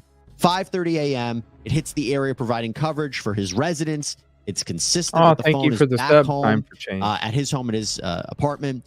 And also, the probable cause affidavit revealed that Koberger's phone GPS pinged at or near that house on King Road residence at least 12 times before the day of the murders. And like I said before, I could be pulling in before I even hit Moscow. I'm hitting the tower that house utilizes as well. I could be shopping in damn Walmart, yo. Because I'm telling you right now, the shopping is better. Shout out Washington State. I love you. But the shopping really is better in Idaho. It's because you get bags. You go shopping in Washington State, you don't get no bags to put your shit in. If you go to freaking Washington State to get orange juice and aspirin and freaking whatever, Q-tips, shaving cream, muffins, and you get to the checkout counter, guess what? Your ass is walking out in the cart with all your shit in the cart, and you got to toss it in the back seat or something. And then when you got to get home, you got to kangaroo pouch your fucking shirt to carry all your shit in. Or you can drive 10 minutes across the border, go to frickin' Idaho, and be able to get the same shit and have bags. There was so many times that I would go to the store because I was staying on the Washington State side. So many times I would go to the store and I would get to the checkout and I would go, Joe, why didn't you go to frickin' Moscow? So many times. And then eventually the last couple days, I started to get used to it. I'm like, oh yeah, you ain't fooling me this time. No. It really is better. That's no lie. It was no joke. It was no sarcastic comment from BK. For real. The shopping is better. You get bags. Oh, thank you so much. Oh, thank you so much. I appreciate the kind words, Fitipris. Really, especially right now. I appreciate it. Oh, we're going to South Carolina. Yeah, I saw Crime Con is on a cruise ship next year. Yeah, fuck that. I ain't going on no cruise ship. You all are out of your damn mind. Look, it took every ounce of me to get on a damn plane to fly to frickin' Moscow, Pullman. I'm afraid of flights. And I got on that damn plane, yo. But I am not getting on no damn cruise. So I'll tell you what. We'll have our own damn crime con, you know? We'll have our own. Fuck it. We'll barbecue. Fuck that bougie shit. We'll barbecue, baby. That'll be our crime con. All right, back to this episode. Now, I appreciate you guys so much. Late at night or early in the morning. Need and bags, as I said, man. that cell phone data is consistent with the movement of the Hyundai Elantra. It was nuts. I find that to be so strong and really pinpoints him, because who else would have had his phone? You tell me, is it not as strong as I'm saying? Again, I don't particularly think this evidence is as strong as you're saying, and part of that is because I have the advantage of living in this area of the country. This is a rural area. I'm quite familiar with it, and so cell tower density is not there like it is in a city like Philadelphia or Washington D.C. or something like that. Yeah, this isn't a big city. You know what I'm saying? When you're talking about listen, like I said, I'm sure I connected to the tower that 1122 utilized as well, and you do before you even get to Moscow, people. And I'm going to tell you right now, I didn't have cell phone issues unless I was on Walenta Ridge Road or I was on Steiner. Those are the only two times that I had cell phone issues. In Pullman, service. The trip from Pullman to Moscow, service. In Moscow, service. Walenta Ridge, phone got cut out. Steiner, phone cut out. And I'm sorry. If it is true, if people are like want to show the bars on, look, I got, then guess what? Get T-Mobile. Because that's what I got, and I'm telling you right now, those are the only 2 times it cut out. Get T-Mobile. T-Mobile, hit me up, man. Yo, I'm promoting your shit here. Ticket number 53. Thank you, Senny. Appreciate it so much. Aw. Oh, I feel for you being out and about today, Caddy. Oh my gosh. No way. No way. What's up, Summer? Thank you for hopping in. I would never go on a cruise ever. Trust me. The only time that I will ever talk about a cruise is when I say hell no, because I just no, not doing it. It was hard enough getting on a plane. I did it. It actually, but to be honest though, when I flew out there, yeah, they have a Walmart. Pullman has a Walmart and Moscow has a Walmart. Pullman's Walmart is right by the Jack in the Box, right by where Koberger lived. Literally like a 4-minute drive down from where Koberger lives.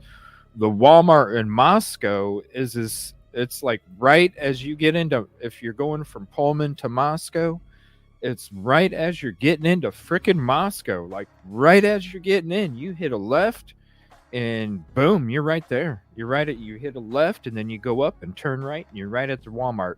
Both of them are very, very, very, very, very small Walmarts. Very small. I never did. I drove through the Albertsons, but I parked there, but I never went in. I was just going to Walmart's. Which receipt did the Dickies was? I don't know. They do have Dickies at Walmart. I'm sorry. Oh, good vibes. Thank you so much for becoming a member. I appreciate that. Thank you so much. Definitely check out the Sigma Chi stuff. Creepy ass shit. And yeah, commercial zone, it was dangerous, especially when you're pulling up and there's agents and university security all over the place. And then not to mention all the other, threats and such. But it was a great time, especially shout out Washington State University. The people there are amazing. People in Idaho, the University of Idaho students are down to earth too. Thank you so much, Anna. I think. Appreciate that. Peace, positivity, and progress always, for sure, no matter what. But they're just scared, people. They're just scared. There's a lot of them that just don't even feel like, not that he's not the person. They just don't feel safe right now. I don't know how else to explain it. There's some people that are like, oh, he's guilty as shit. Totally understand. The lady I was on a flight with flying out there, she lived in Washington, and he's guilty as shit. Yeah. Totally understand. That's why I'm saying I'm not at the water cooler. He could be. Thank you for the gifted membership. Damn, good vibes. You became a member and then you gifted one. Thank you so much. Do you think they will have? No. I think they're going to delay it because, sorry, we can't get the information. We've asked. We let them know.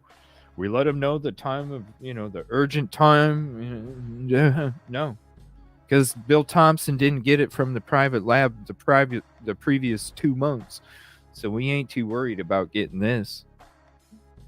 It's going to get delayed. Then it's going to get delayed after the new year, January 3rd or something. Then January 3rd is going to come up, and then that's going to get delayed again, and then it's going to go into February, and then February the court's going to go, okay, the prosecution isn't using it. We can't get the documents. So can we just move on? I think that's what the prosecution is doing. is they're playing a stall tactic. That's what they've been doing this whole time, everybody. They're playing a stall tactic when it comes to the IGG. Why do you think there's so many damn requests for it? It's a stall tactic. This now, where the judge is like, okay, now you need to offer it. That was just, okay, now the judge finally got to that point. Now they're going to continue to stall again because they don't care to use it. They don't care to even try and get it. How hard is it to get the information from a private laboratory, Orthram? How hard is it to get it went from ISP to Orthram, then from Orthram to the FBI. When it went to the FBI, Orthram handed over documents not only to the FBI, but they handed documents over to the ISP. So to sit there and say that you can't get documents from the ISP or documents from Orthram is a bunch of bullshit. It's a bunch of bullshit. And then if you're going to tell me that the information that was used to obtain BK's profile is not offered because it's part of a bigger investigation, how in the fuck is it a part of another investigation? That part of it. How? None of it makes any sense. The only thing that makes sense is that the prosecution is playing a stall tactic because they want this trial to happen without the IGG documents. They want it to happen without. They're taking their chances. Look at the previous court cases that they've done in that county for years. They throw the book at people. They want people to take plea deals. They go off of minimal fucking evidence and they throw the book at people. Look at their shit. This is something that they do over and over and over. That's why when we get into this deal of the University of Phoenix, Idaho, and how they approached that deal when it came to the public, how information was released, the quickness, the non-disclosure, all of the stuff that led up to it, the very small amount of time, they approached it the same way.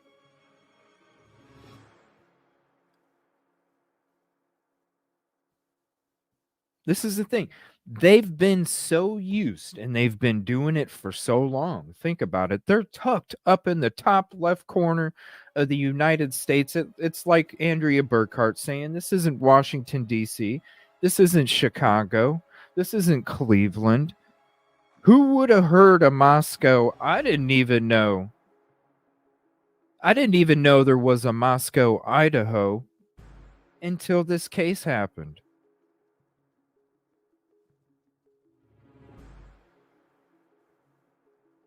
They've been doing this shit for so many years. The knowledge and the shady shit has been handed down over and over and over, where people out there were so secluded, people got very good at their shadiness because they had no obstacles stopping them in their way. But then all of a sudden, true crime podcasters on YouTube started popping up. And then we started asking questions. And we started trying to make sense of what doesn't make sense.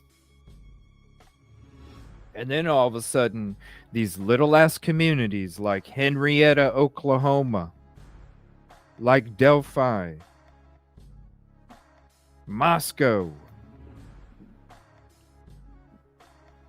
the Low Country, and all these little teeny communities are starting to fucking wake up now, because it's like, yo, we don't have those board of directors telling us what we can, can't, and what we should.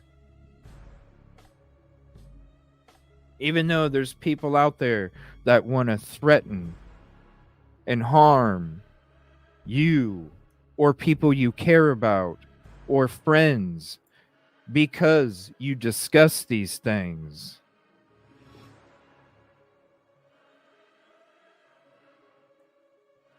Because those people don't want people to know the truth. That's why I highlighted Grizz's video in the beginning of the show. Shout out to you again, Grizz. Because that type of shit goes on just for talking about this subject and having this approach. Hell, even having the peaceful positivity and progress approach pisses people off and people want to talk shit.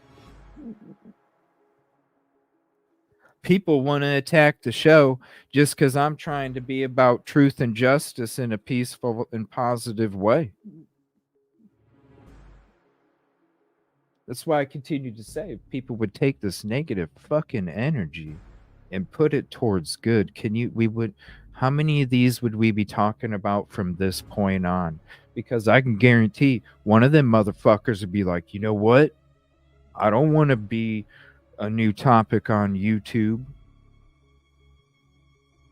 Maybe on the next one, I'll do some fucking foolery. Not on this one. Just that one time. Just that one time.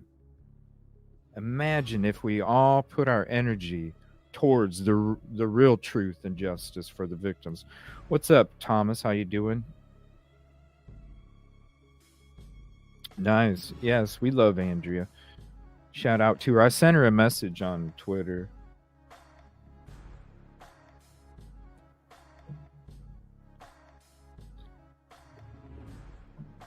That's right, Sarah. Thank you for hopping in, Sarah. I appreciate that. Thank you for the sub, Apic, if I pronounced that right. I have questions. Thank you, American Princess. I appreciate you. Figured they would get a conviction past her, let her appeal and turn it over so that they blame it up. And that's what see, when you look at, here's another video. If you got, this is a video that I made quite a bit ago. This is discussing Ann Taylor's 2017 acquittal. Okay. And the response from the prosecution, and this is the most disgusting part of this. Thank you, Time for Change. I appreciate it. This is the most disgusting part. When I read through this article, you get to the end, and when the prosecution says, we feel that the person that we charged with the crime that was acquitted, we feel that that person was the one that committed the crime, so we're not going to investigate any other leads in the future.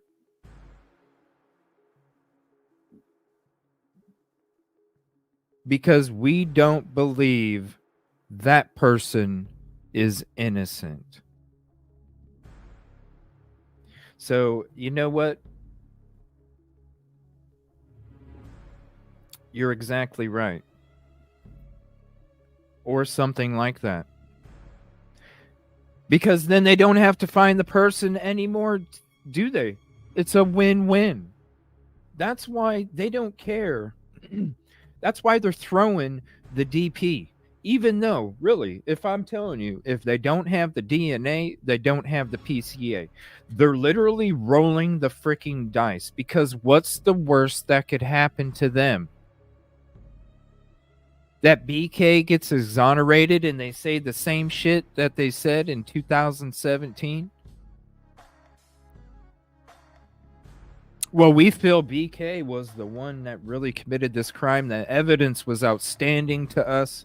We don't understand why juror members chose that for a verdict, but we understand at the same time we feel that BK really is the person that committed this crime, and we are not going to pursue any other further leads because we don't feel that it leads us down the path of the truth. And that's a win for them too, is it not? Let's roll the frickin' dice. Let's throw the frickin' DP. Maybe he'll bite. If not, what's the worst that could happen? An exoneration, and we still get to go and just walk away. And that's the horrible part about that. Because then what happens to the families? What happens to Steve and Christy when they're sitting there talking about the nightmares? That's why we don't talk about a lot of that other crazy ass shit that people do, because you saw Christy on that interview talking about the nightmares of shit that she even reads. The last thing I'm going to do is promote a damn video that shows some graphic ass fucking shit, or sit there and promote any kind of story that doesn't have more evidence, or promote any kind of other theory. It's got to have respect. Let's be honest, we're talking about true crime. There's dirty shit out there. It's part of it. It's true crime. But there's got to be evidence, because then you're talking about it with respect. It's always about respect for that family and the families and the community, no matter what. Sorry for that pause. Talking about it's not Chicago, it's not Washington, D.C. It's pretty easily explainable why you would go to Walmart in Moscow, because you can get bags, and yes, your phone would be utilizing the same tower that 1122 would be utilizing as well. You're saying, and part of that is because I have the advantage of living in this area of the country. This is a rural area. I'm quite familiar with it, and so cell tower density is not there like it is in a city like Philadelphia or Washington D.C. or something like that. Those. Whoa, hold on a minute. See what I'm saying? StreamYard just freaking dropped your screen share. Let me start that over. I'm sorry, I don't know. This evidence is as strong as you're saying, and part of that is because I have the advantage of living in this area of the country. This is a rural area. I'm quite familiar with it, and so cell tower density is not there like it is in a city like Philadelphia or Washington D.C. or something like that. Those types of dense cell phone configurations allow fairly precise tracking of cell phones, because the location of the cell phone can be triangulated from the pings off of multiple towers. Triangulation and trilateration. Make sure triangulation and trilateration are the two. In an area like Moscow, Idaho, this is an area where you might only have a single cell tower that covers a range of 100 square miles or so. So the precision that you get from a single cell phone connection to a single cell tower does not tell you much at all. One of the things that we know from the probable cause affidavit as well is that police obtained a cell tower dump from that tower that was near the King Road residence. So the defense is also going to be able to point out, here's the other hundreds, potentially thousands of people who were also pinging off of this phone, off of this tower within that time frame. So it doesn't particularly give you a precise view of where Brian Koberger's location was at any.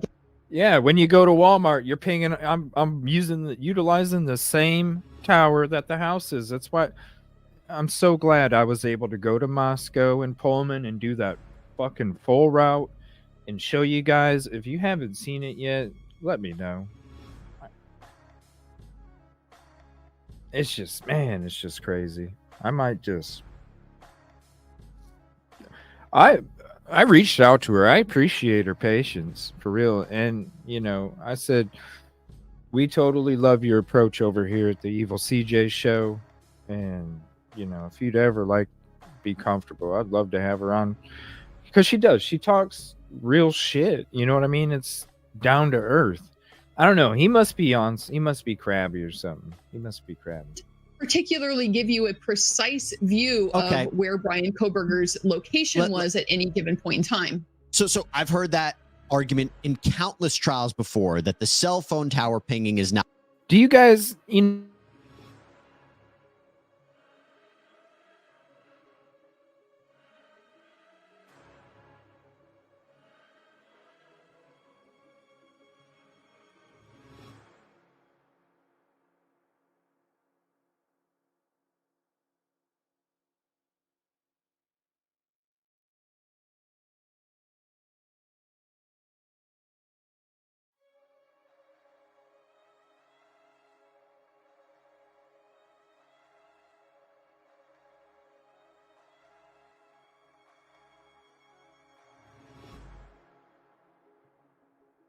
gosh, it freaking muted. It must have muted me when it freaking changed the screen or something. Damn, StreamYard.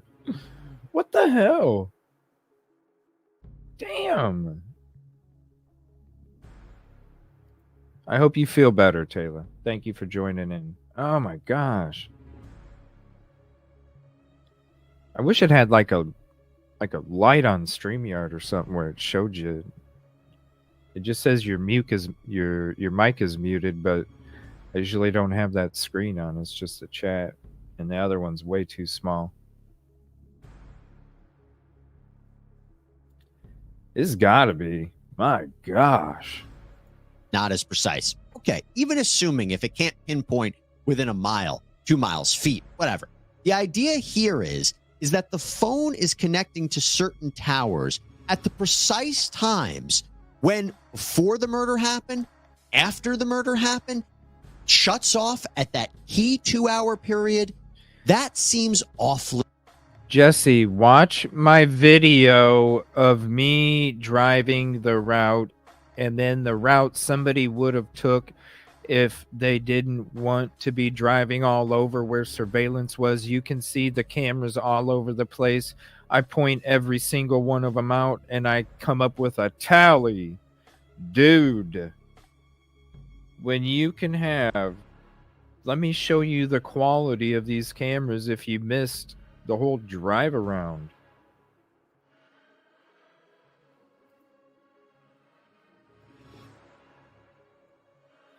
To say you can't get a picture of a frickin' car when this is the kind of photos and video you get from all those cameras that we point out on that damn route. Give me a damn break. That's why the grand jury said the evidence we want to see more of is the photo of the car. We don't want to see the stock photo. We want a photo. We want a photo of the car. Why can't we get a photo, even if it's a photo where you don't see a plate? Give us a photo. Suspicious, because the phone could have very well been at his apartment the entire time. You know, if it was at the phone, it wouldn't. If it was at the apartment, it would have been pinging. So we have to accept, okay, he had his phone and he was driving around seemingly in the direction and away from the direction, generally speaking, of where the murders happened. And then it shuts off at that key point. It feels, even if we can't pinpoint exactly where he is, where it's connecting, when it's shutting off, generally, that is awfully circumstantial and suspicious. Well, certainly the state is going to argue that. And Brian Koberger has acknowledged in his kind of alibi, not alibi, if you will, that he was in fact out driving around that night. This is a Saturday night. These are college towns. That's not unusual behavior for a person to be engaged in. And again, the police have theorized that a possible explanation for this is that Mr. Koberger turned off his cell phone during the time frame that the murders were committed, suggesting he's a sophisticated type of perpetrator. He would know how to hide his tracks. Well, one has to wonder why a sophisticated perpetrator like this would bring his cell phone at all, let alone drive to the scene in his own vehicle, which could then be identified. So this explanation of Mr. Koberger as kind of both the most organized and disorganized killer at the same time doesn't really line up with a coherent theory of this case. But again, part of the issue with the cell tower density here is that it is not difficult to get out of cell phone range in this area. And that is another perfectly viable explanation for why Mr. Koberger's cell phone was no longer. Oh, thank you, Lola. I hope you did too.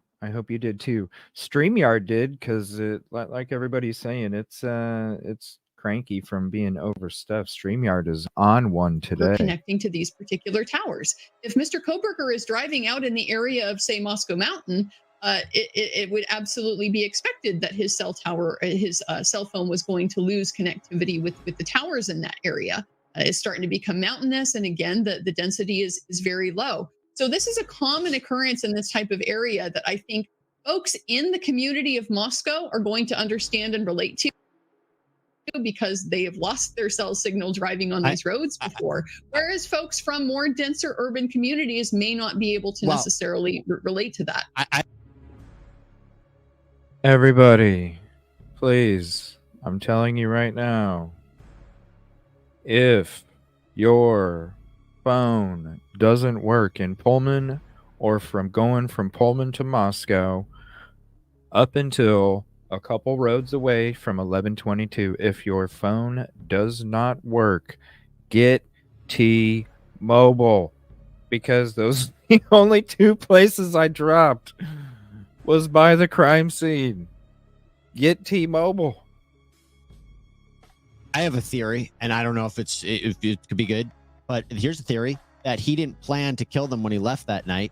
That maybe he brought his phone, he was driving out, then saw that they were all home, decided, or he decided at some point when he was in the car that he was going to do this, and or he made a mistake and brought the phone with him. I mean, one of the big questions we have is, if you committed the murders, why would you leave the knife sheath? Well, maybe you panicked. So I agree, there could be an aspect of it where he's trying to be a sophisticated killer, but he also realizes, oops, I made a mistake, or oops, I'm going to decide to do this now, and ultimately turn my phone off. So it becomes a question, when did he actually plan it or not? I think there's other explanations to go through there, but I know my time is limited with you, Andrea, so I want to go with you to the Hyundai Elantra. I mentioned how the cell phone pinging is consistent with the white Hyundai Elantra. So the car was spotted on several cameras passing the King Road home 4 times between 3:29 a.m.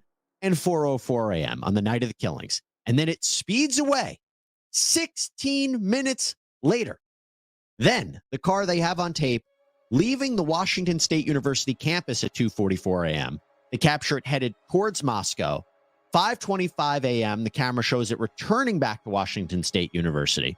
And by the way, later on in the afternoon of the day of the murders, they track the phone to an Albertsons grocery store, and they see Kohberger on tape exit that white Hyundai Elantra. Not only that, after the killings, a Washington State University officer spotted a white Hyundai Elantra in the parking lot of an apartment complex. It comes back registered to Kohberger. Jetta, the only times my phone had an issue was on Walenta Ridge Road as I was going on the back, on the back side of the property. When I was driving around towards the back, like I was leaving the crime scene, Walenta Ridge, that's where it cut out. Right where the house is fuzzy on Google Guy. That's where it cut out once, and then the other time it cut out was right by A&W Root Beer over there, like Steiner, kind of by A&W there, like right around that area. Steiner, A&W area is where it also cut out. Other than that, great service. Never had any issues. Get T-Mobile for real. And thank you all for hopping in. Appreciate it. I feel like I got to play some other stuff after this, because like with him saying sophisticated, oh my gosh. I think we're going to end up digging into the university stuff tonight, because this episode is bringing up some stuff that's just like, I don't know. I think I need to play some other stuff too when it comes to this episode. I gotta hear this. It gets sophisticated. No. There's 2 ways it's not sophisticated, and I'll show you The both. mountain. It would absolutely be expected that his cell phone was going to lose connectivity with the towers in that area. It's starting to become mountainous, and again, the density is very low. So this is a common occurrence in this type of area that I think folks in the community of Moscow are going to understand and relate to, because they have lost their cell signal driving on these roads before, whereas folks from more denser urban communities may not be able to necessarily relate to that. I have a theory, and I don't know if it could be good, but here's the theory that he didn't plan to kill them when he left that night, that maybe he brought his phone, he was driving out, then saw that they were all home, decided, or he decided at some point when he was in the car that he was going to do this, and or he made a mistake and brought the phone with him. I mean, one of the big questions we have is, if you committed the murders, why would you leave the knife sheath? Well, maybe you panicked. So I agree, there could be an aspect of it where he's trying to be a sophisticated killer, but he also realizes, oops, I made a mistake, or oops, I'm going to decide to do this now, and ultimately. Yeah, it's a wide open area on that road up there. It's wide open and it's on a hill. So yeah, everything it looks like on the video for sure. Thank you for hopping in, everybody. Appreciate you. Turn my phone off. So it becomes a question, when did he actually plan it or not? I think there's other explanations to go through there, but I know my time is limited with you, Andrea, so I want to go with you to the Hyundai Elantra. I mentioned how the cell phone pinging is consistent with the white Hyundai Elantra. So the car was spotted on several cameras passing the King Road home 4 times between 3:29 a.m. and 4:04 a.m. on the night of the killings. And then it speeds away 16 minutes later. Then the car they have on tape leaving the Washington State University campus at 2:44 a.m. They capture it headed towards Moscow. 5:25 a.m. the camera shows it returning back to Washington State University.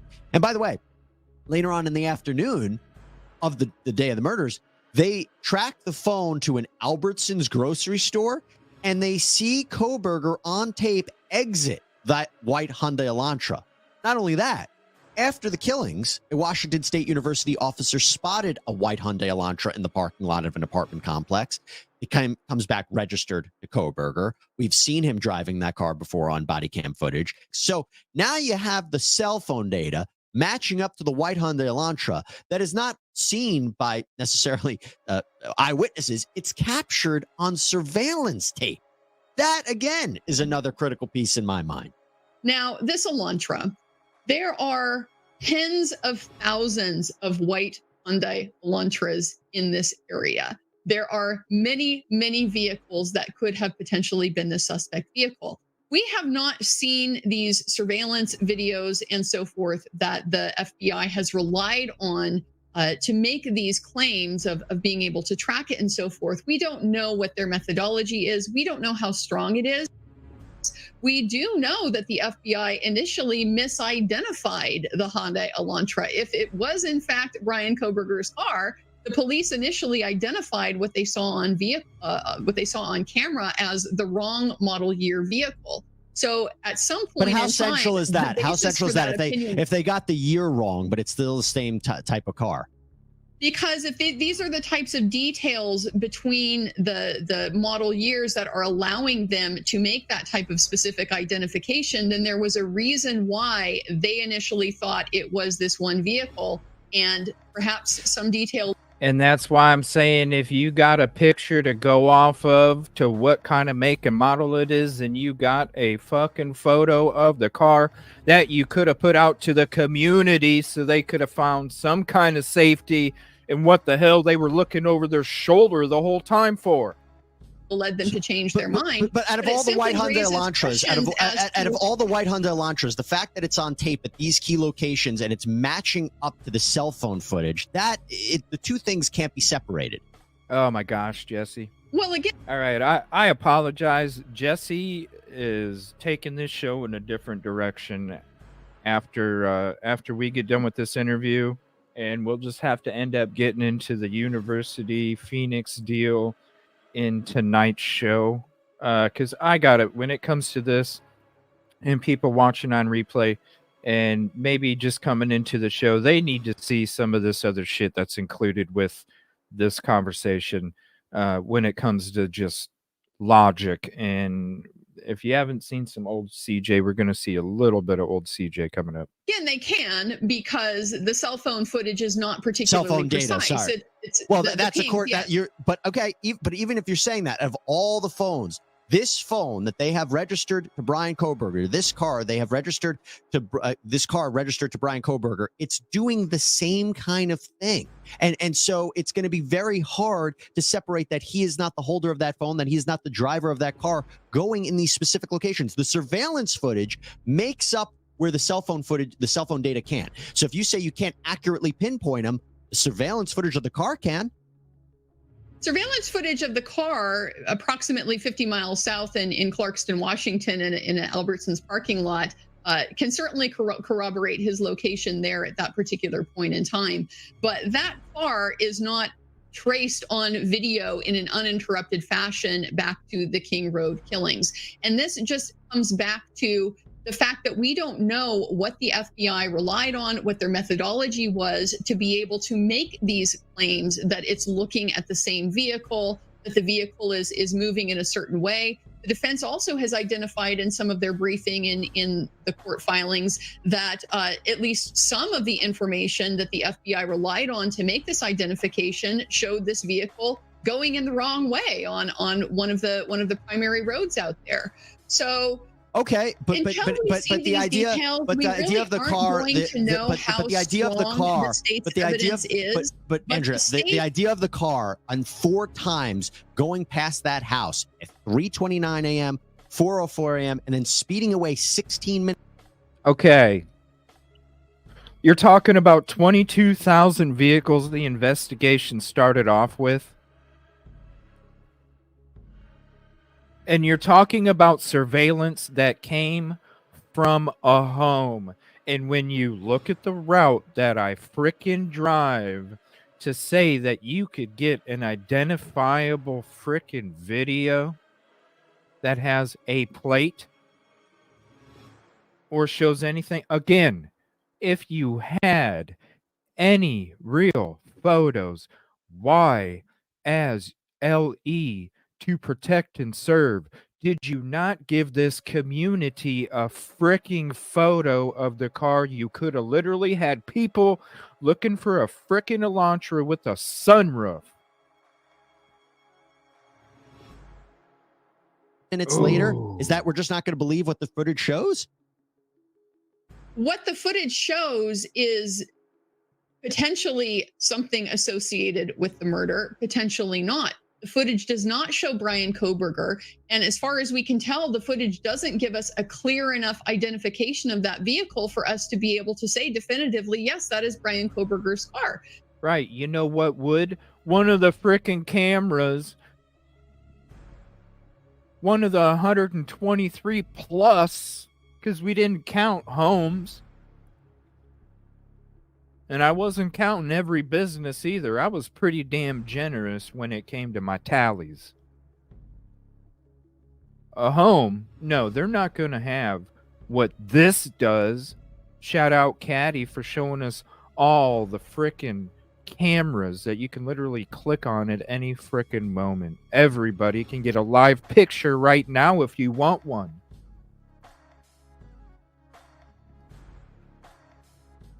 And even if it's 3 a.m, those intersections are so well lit. You're talking about the universities, especially the University of Washington State, because they had a crime rate go up 41% over a 2-year period.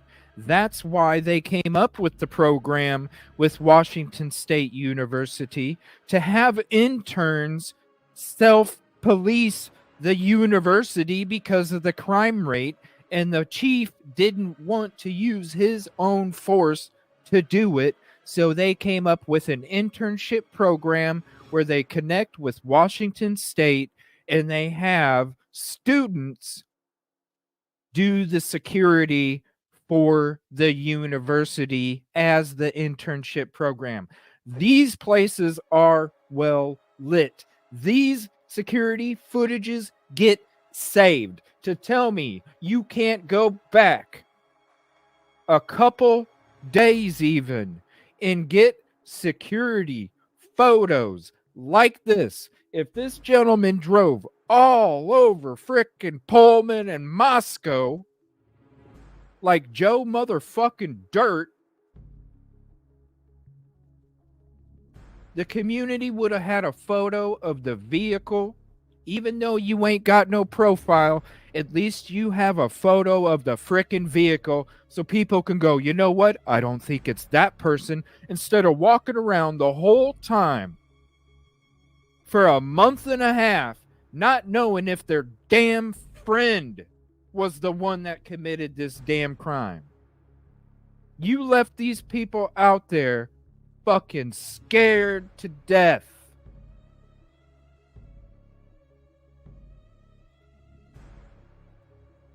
And the university runs that shit. And we're showing it. There are other Damn Hyundai Elantras This that shit are, just pisses me within off. this model year that exist in that neighborhood, let alone other white sedans that are driven by other people in that neighborhood. So again, to be able to pin this on Brian Kohberger is that's definitively his car. The state's certainly going to try to do that, but whether that's going to be enough to be able to convince a jury beyond a Yeah, we'll see. And that's why I said, Senny, that's why I said the crime rate went up 41% in a 2-year period. They came to the chief. The chief said, I don't mind coming up with an internship, but we're not using my force. That's when they came up with it. So to say that these cameras aren't recording 100% of the day, just in Washington State University, is ridiculous. To say that these cameras don't have backup storage, because what's the purpose of the cameras in the first place? It's because the crime rate went up so much. It's because they're having students do the surveillance because of all the assaults that were taking place. Because of the assaults that were taking place and people weren't speaking up. Because there wasn't evidence, there wasn't video. So they created that internship program to battle that. So you better damn believe they're recording 100% of the day, and you better damn believe that them things are being backed up, because you better damn believe that the reason that they're doing it in the first place is so they can go back and catch what took place. I don't want to hear people tell me anymore that these things didn't record. You're out of your damn mind. When you go into the internship program that they have and you read why and you read what, there is no way in absolute hell them things ain't recorded.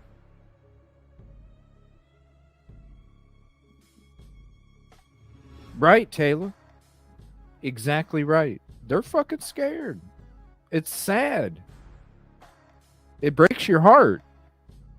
And then you see how this university is running the town, and it breaks your heart even more, because it's like, man, this community has already been through so much.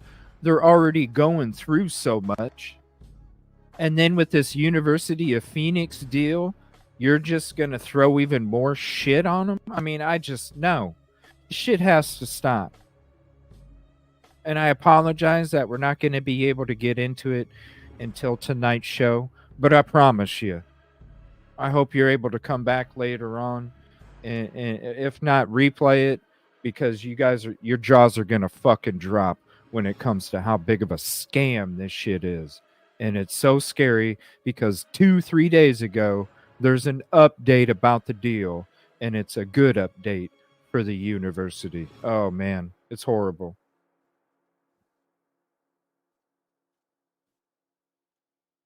Right. And are you apprehending him that way if you don't have the DNA on the PCA? Ain't no way.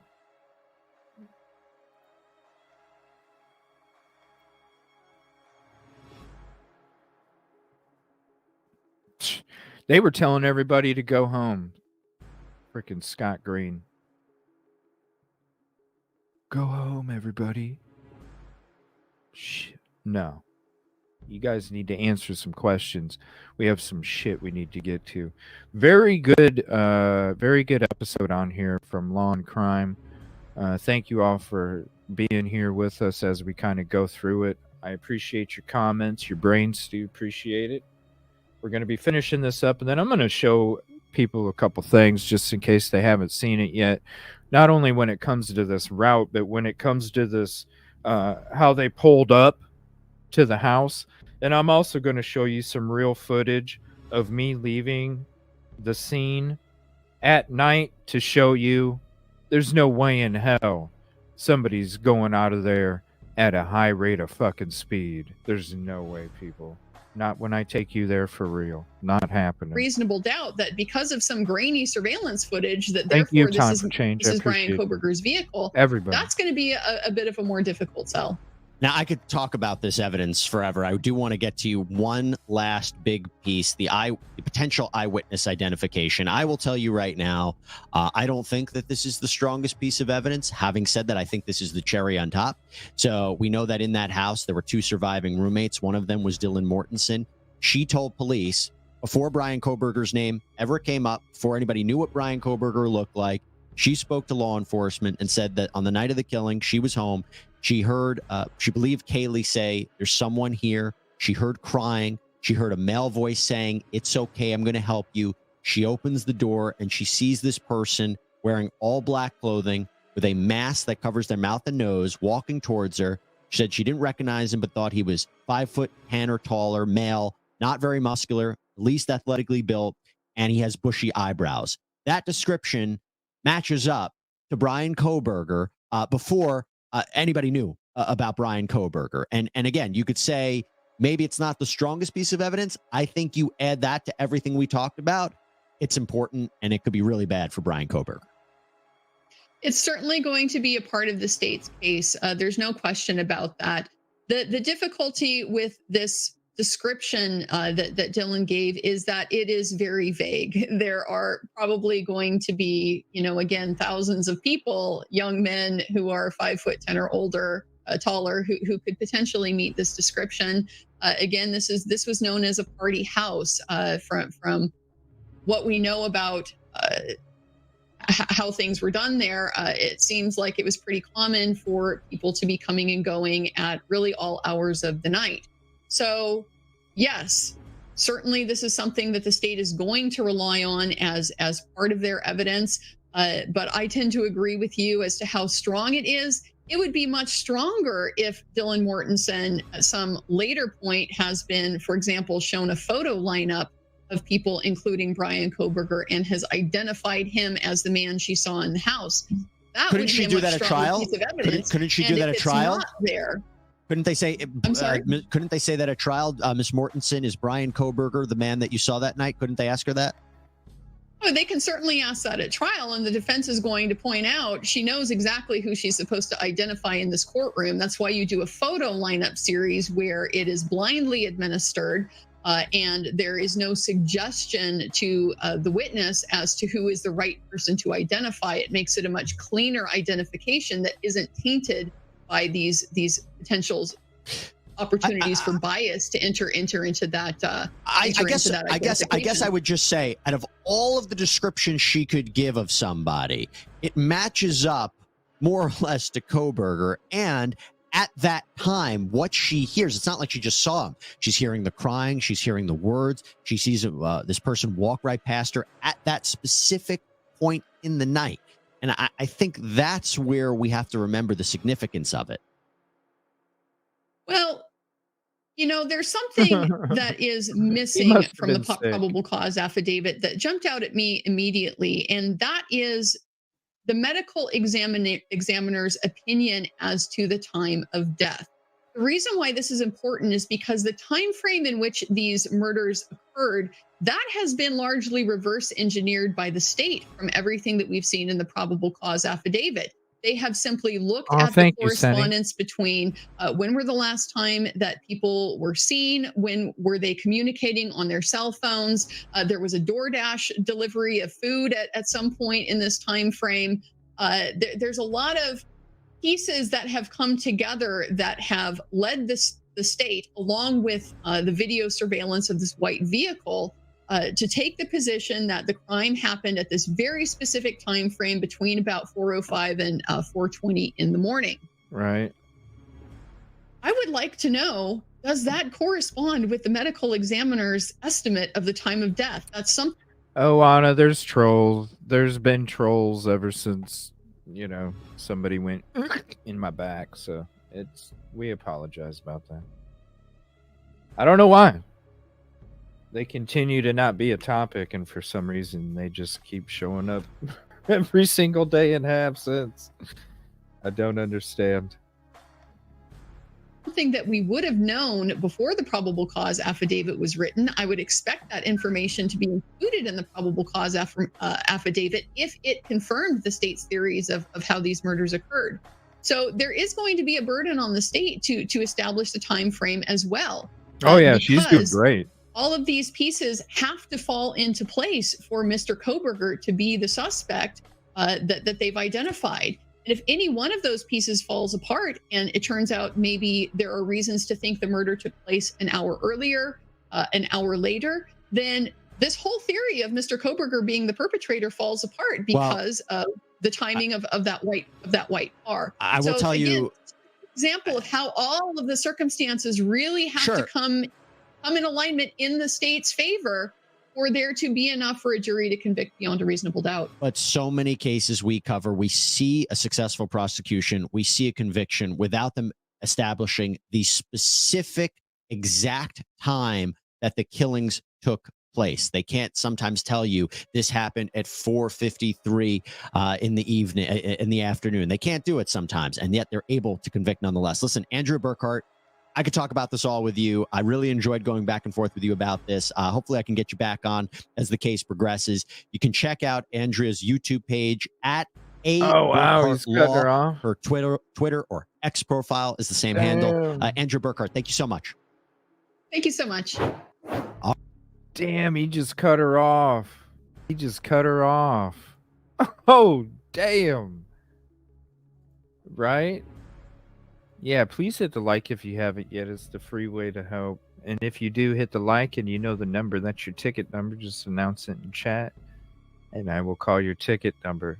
Man, patience of steel, right? Jeez, and then he just cut her off. All right, this is me. This is talking about that route. Okay, this is a little video that I did. I don't even know. Let me see. October 15th. Talking about, we were going through one of the Fresh Notes, Old Notes episode where we go through some of the old stuff, whether it's MSM or court hearings or pressers or interviews or anything. We just kind of go through. I took a folder from about 2,000 videos down to about 200. And that's where I made up my Fresh Notes, Old Notes stuff. And so this is during one of those. I have a bunch still. But this is during one of those. And this is when Court TV was talking about the route in front of the house. And this was 2 days after the PCA came out, this video. Yes, Fresh Notes, Old Notes. I know we need to get back to that too. This is a video from back then. This was 2 days after the PCA came out. So you can imagine what Vinny's going to be like. But this is, when it came to this route, it was just like, okay, now that we have like an actual little video animation, and this is one of the old ones, it was like, okay, we really need to highlight like how ridiculous this is. And it was perfect because they not only did an animation, but this was before my trip out there. They actually went up and then came back down. So I kind of like was able to, in a way, show you guys like this is why it makes sense. Like it was a delivery or a private ride, not casing out or pulling up, you know? So this is from just a few weeks, October 15th. And then we're going to be, whoa. And then we're going to be getting into the actual route. I'm going to show you real footage next and show you how ridiculous what he was saying is ridiculous. I'm going to show you both things. Seen come up on the right side. So this is the view driving eastbound on Queen Road towards Thank the you for dead-end hanging out, apartment everybody. buildings. I And on appreciate the that. right, you're going to see here the crime scene home. This is all the investigators' vehicles that were here earlier today, collecting those mattresses and boxes. And you would continue on, of course. I just don't. It's got to be from one of the other houses. It has to. I don't know. Going straight to turn around and come back. But that's a view of what passing by this home would be. And then again, this is video collected from these neighboring homes in this area, pinpointing this white Hyundai Elantra that they say Brian Koberger was driving starting at 3:29 a.m. I wish. Making these passing drive-bys, Vinny. Quick question, because I don't want to get to the rest of this as well.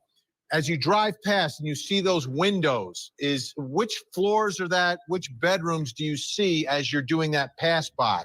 Because if this car is casing the joint to see if anyone's awake, whose windows are you seeing?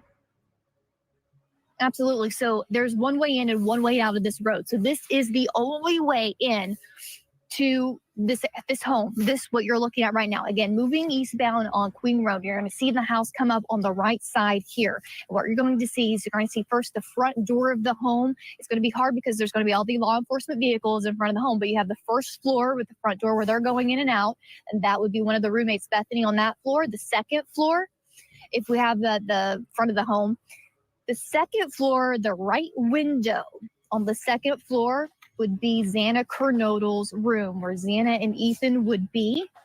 The left second floor window, I can even show you here behind me. You can see it. It's dark here on the second floor. That is the living room area of this home, where the first floor steps would come up, the living room area. On the back side of this second floor room, this living room area would be Dylan Mortenson's room on the second floor, Vinny. That gives you perspective. And then moving on up, of course, above this camera angle where I am would be the third floor, where Kaylee Gonzalez and Maddie Mogan would be at that time that car was passing by this home. Absolutely. I want to show the folks at home some maps, because I know you have some more video to show us. Let's take a look at this map. This is, again, you see the crime scene. Let's zoom in on that crime scene. That's the home. And Chanley keeps talking about Queen Road. So at 4:04 in the morning, there's a fourth time that the suspect vehicle goes down Queen Road and then sort of turns around in front of that apartment complex, 500 Queen Road. Then you see it start to move forward and then stops. And they think it's either attempting to park or make some sort of a maneuver right in front of the car on Queen Road.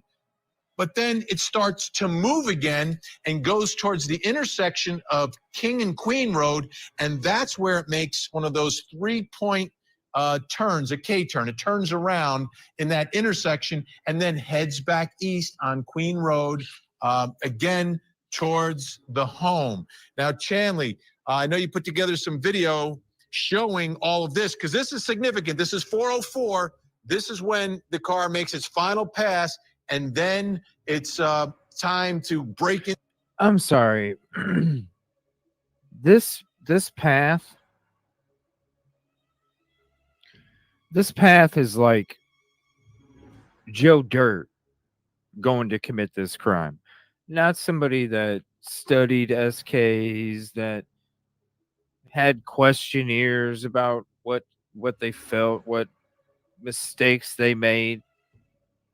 This is like a route that Joe Dirt would have took to go do this crime. Like, you're gonna fucking drive up, turn around right there, then come back around, do another turn, and then come back around. I'm sorry. I just assume this dude is smarter than what they're saying he is, because they're saying he's stupid as fuck. And that's where it makes one of those 3-point turns, a K-turn. It turns around in that intersection and then heads back east on Queen Road, again towards the home. Now, Chanley, I know. I mean, anybody Like who does that? What's up, Kelly? Who does that? Who literally, like, you're gonna commit a crime and you're gonna just look at that. Just look at it.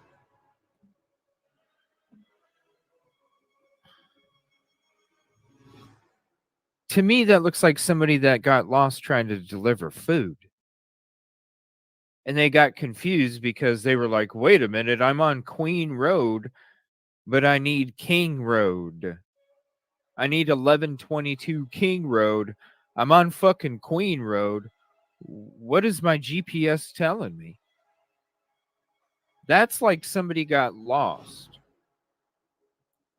I know this because when I go on my damn trips, sometimes my GPS doesn't like to tell me the right way, and all of a sudden I'm doing shit like this. That's somebody that got lost. That's not somebody that stalked out the property 12 times. Come on. Stalked out the property 12 times. But you're like Joe Dirt going to park the car.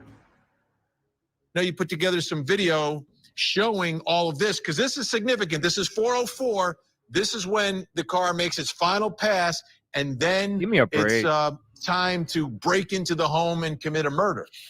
Don't either, Katrina. Exactly. So again, we started at 3:29 a.m. So this is more than 30 minutes later, 3 passes by this home later. This is the fourth time, like you said, 4:04 a.m. again, making its way east on Queen Road one more time. This is the only way into this area. You see the crime scene to the right. He, according to this affidavit, continues on straight past these apartment buildings on the right and would make it's very narrow road. As you can see, I've spoke to most of these neighbors that live here on this road, this apartment complex. You would have to go all the way towards the end of this narrow road before you could turn around. It's going to be apartment number 52, according to the affidavit. In this area, this wider circle area where that white Hyundai Elantra turned around, according to this affidavit, and then goes back down the hill west on Queen Road, where he passes the crime scene one more time. It would have been on his left side, his driver's side of the car at that time. And according to the affidavit, that's when he sort of fails to either turn around, attempts to kind of park or turn around there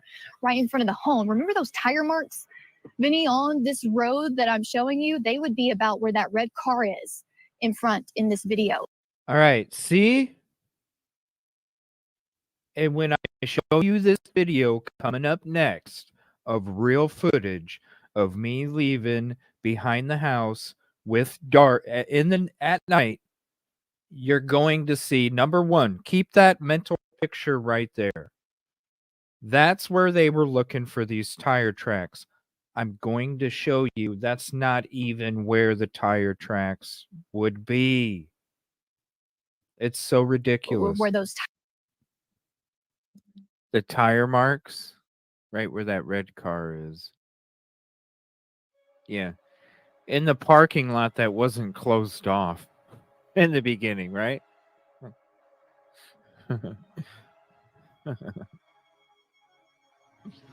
They're the killer's tire marks.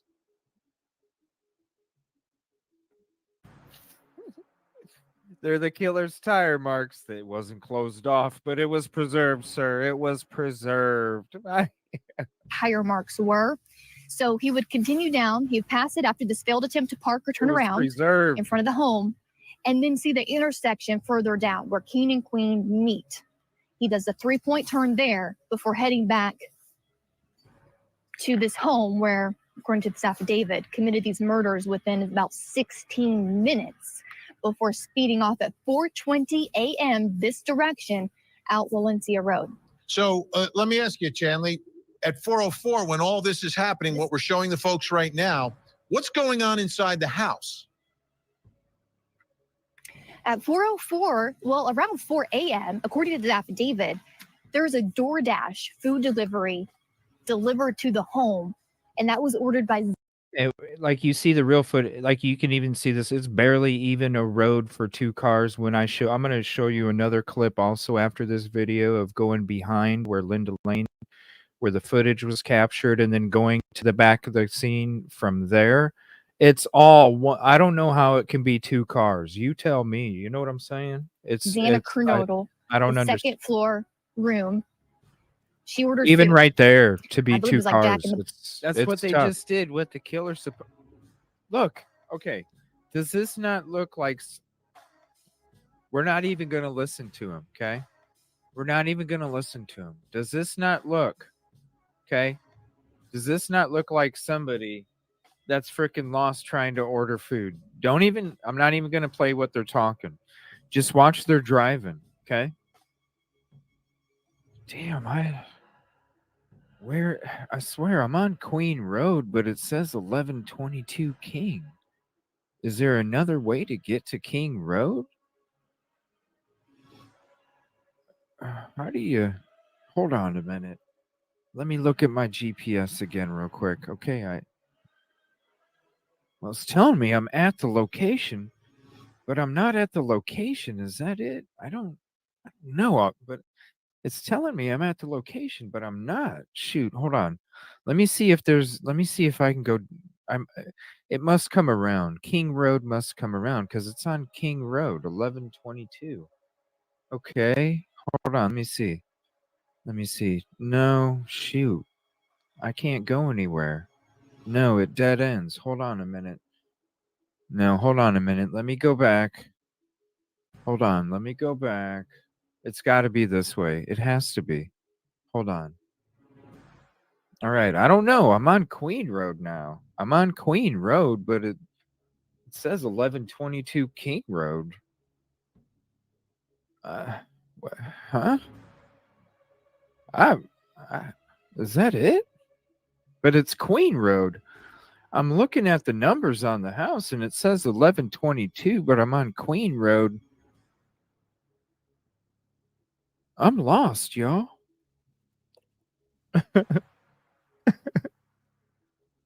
Hello. Please hit the like if you haven't yet. It's the free way to help.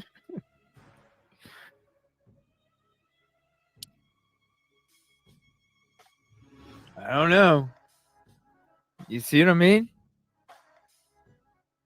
And when you go back to this,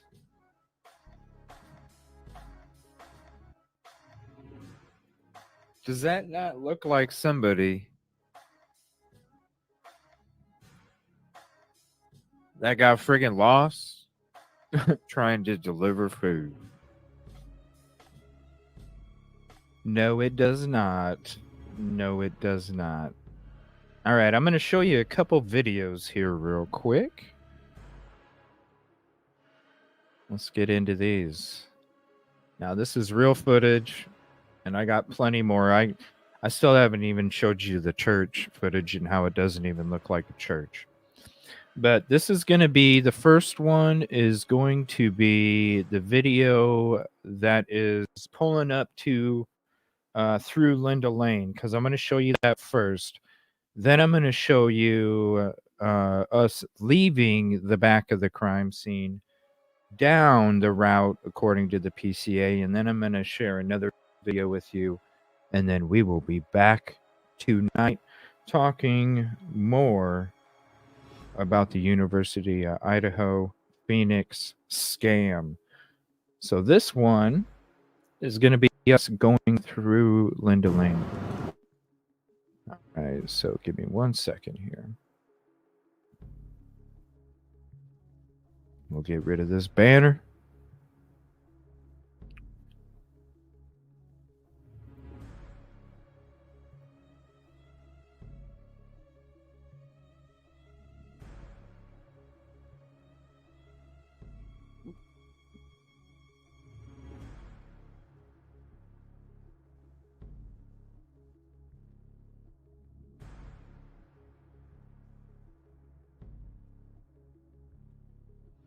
I also did a lot of driving around too, just to capture a shit. I mean, I have so much footage. It's beautiful.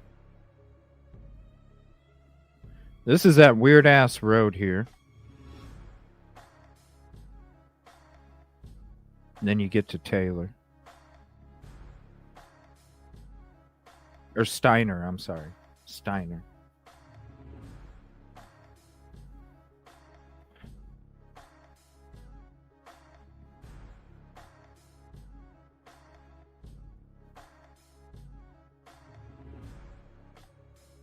Yeah, 100, Thomas. 100. Yeah, I figured you were just on a delay, Thomas. It's all good.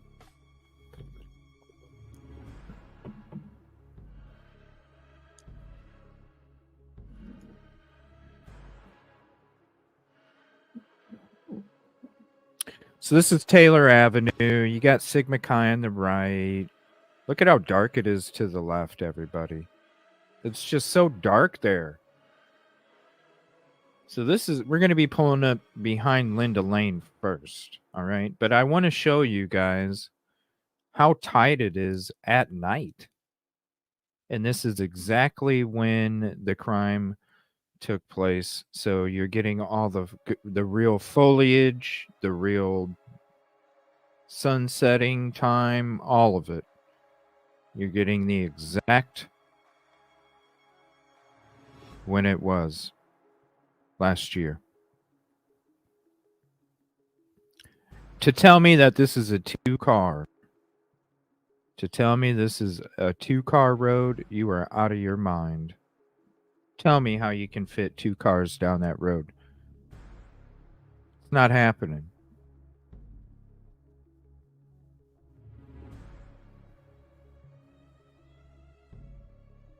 Tell me how you can fit 2 cars down this. It's not happening.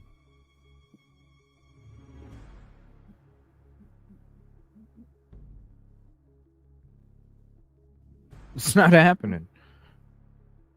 So now I'm going to park. If you haven't seen this yet, now we're going to park, and I'm going to be parked right straight in front where Linda Lane footage was recorded. Yeah, it looks more like an alley. Just wait. Just wait. This is what confused me. So that's where Linda Lane footage was recorded. Now I'm going to go back a second here, and I want to explain this to you guys real quick. Okay? Look at the direction of the vehicles. Look at exact time. That's right. Look at the direction of the vehicles as we're pulling into the apartment complex. Okay? Keep that in mind as we go from where the Linda Lane was recorded to the back of the crime scene. Okay, see the vehicles. See how they're parked. They're parked in the same direction that I'm driving, right? Now watch. So now I pull up. Now I'm backing out. And I'm like, I want to drive to the back of the house from here because I was getting all sorts of footage going from to all different ways, day, night, whatever. Look at this incline. It is crazy as hell. And you better hope you have something reflective if you're walking across because it'll be hard to see. Now look at these vehicles, right? They're going the direction as if you're pulling in this way. So it's like, which way do you leave? Which way do you leave? And then as you're getting to the back here, another thing I want you to notice before we get to the next footage. There's that Chrysler 300 everybody talks about. But anyway, look at how dark it is between my headlights that are on automatic bright because the rental had automatic brights. This vehicle has brights on, and that's how dark it is, okay? So keep this in mind. Look at the darkness between my brights. All right, so there's that. The next one I'm going to show you is leaving the crime scene at night and how the tire tracks would not be at that spot. All right? So this is me leaving at night. I want to show... Now look. I'm going to show you the day clip of this in a second. This is 11:22 to the right of us. A third of that screen to the right that has no light coming into the camera is the 1122 property. What kind of car was that? Which car, detective? Which car are you talking about?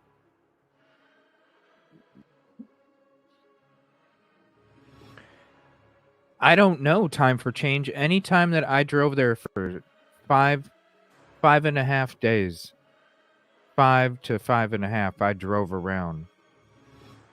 Whether it was in Coeur d'Alene or Moscow Pullman, and just recorded a bunch of footage. And I don't know. I still don't know. Even when I just showed you guys what I just showed you, how do you know? What's the proper way to go through there? I don't know. So like anybody that does park where Linda Lane footage was captured, where do you exit? I don't know. So when it comes to how dark it was, here, I'll go to that previous video real quick.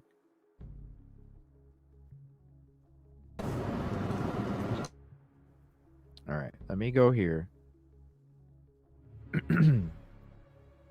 A Jeep or a Honda? Well, I'll go ahead and pause it when we get there in a second here. But how do you know how to exit? Say you're parking where Linda Lane footage in that parking lot, right? Which way do you leave? And then when I'm driving here, what I'm thinking in my mind when I'm either entering or exiting right here, in my mind the whole time, whether it's day or night, as I'm going to myself, I'm going, what happens if another car comes up this road, CJ? What the fuck do you do?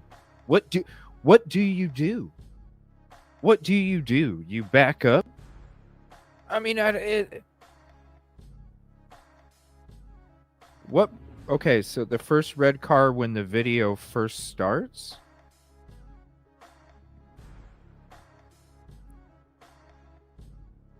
Oh, wait, hold on. It already showed it?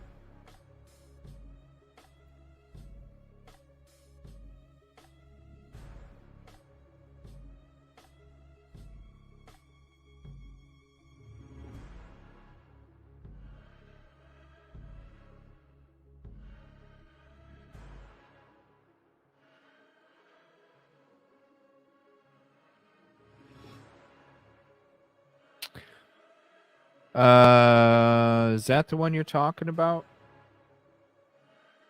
It was back there at the very end. Keep going.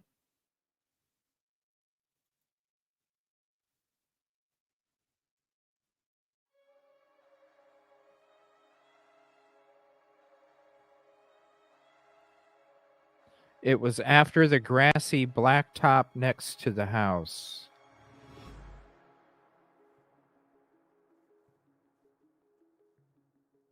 It was after the grassy blacktop. Oh, thank you, Anna. I appreciate your support. Keep coming up. Okay.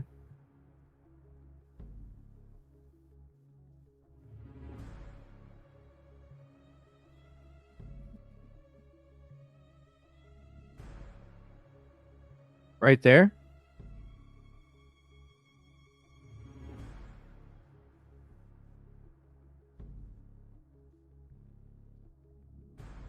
Is this where you want it?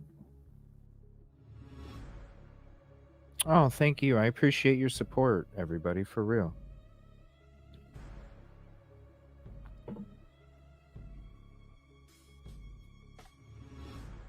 Keep going?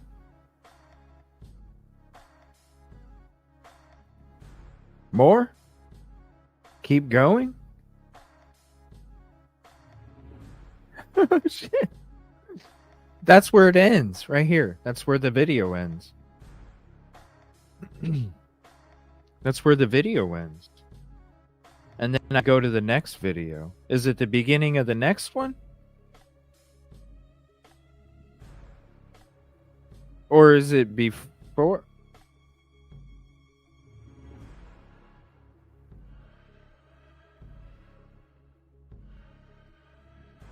I need an evil CJ show thing up there in the right that blinks. Probably on the next one. Try the next one. This one starts off at the back of the house.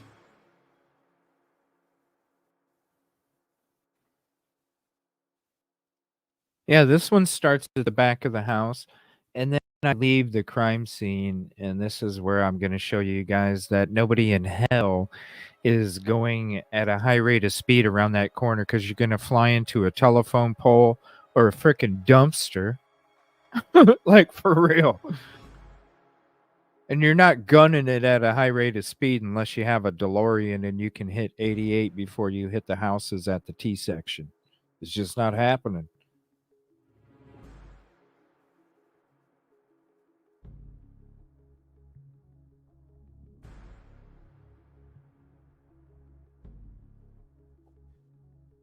Yeah, I'll go. Detective, let me know, and I'll go back to it.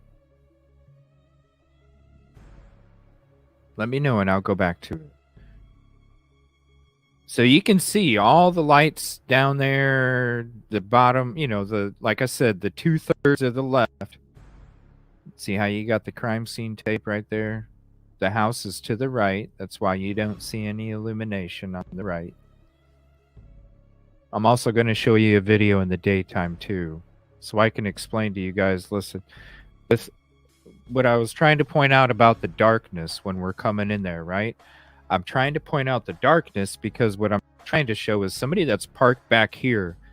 The people that are living in these houses don't see anything that's back out here unless somebody has their headlights on. That's why I wanted you guys to see the difference between when I had my lights on compared to where the lights weren't showing.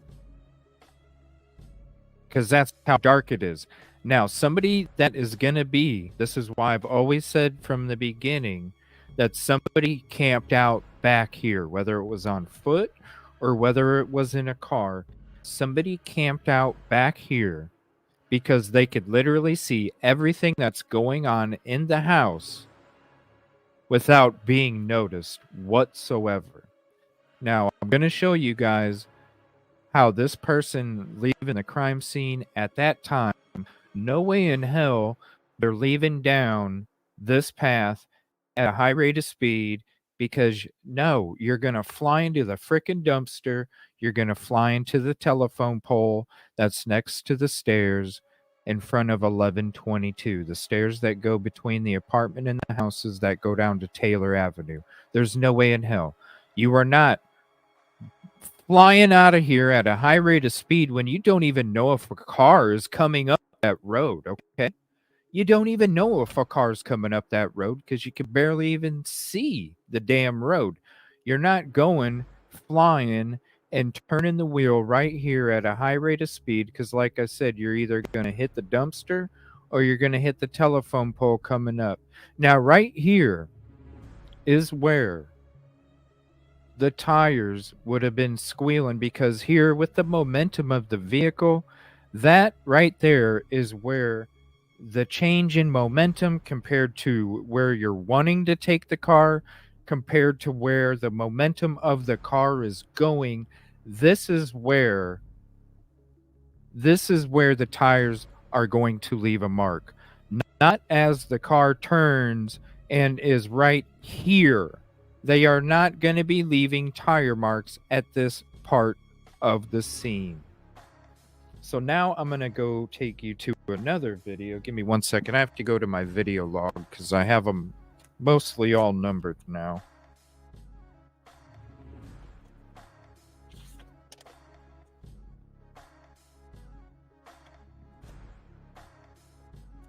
Okay, so I'm going to take you to a video and I'm going to show you in the daytime how and where these tire marks would have taken place with the footage I just showed you right here, okay?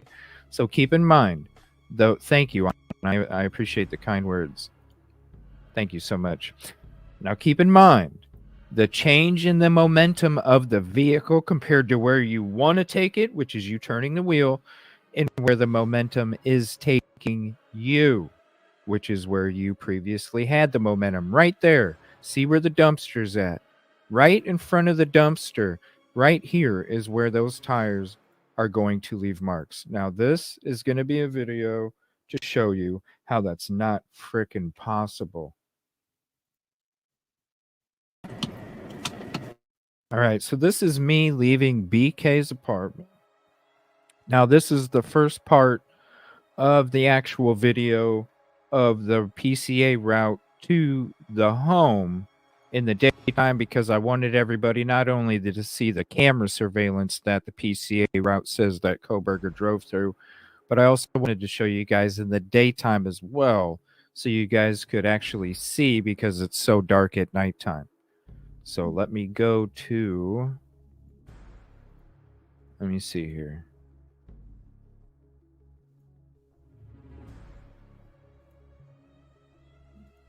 Okay, this is heading to Moscow.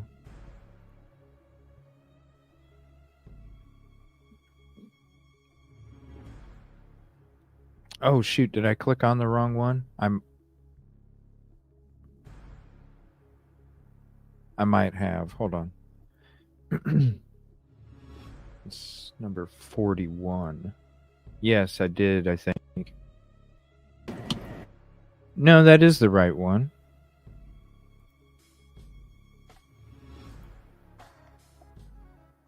I think so. Oh, that isn't.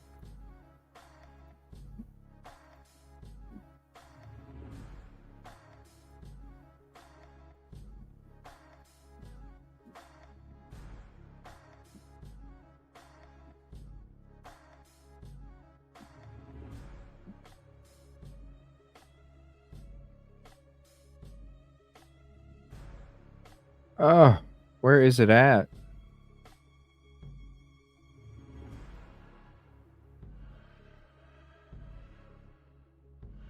Sorry. I don't know where my timestamps went.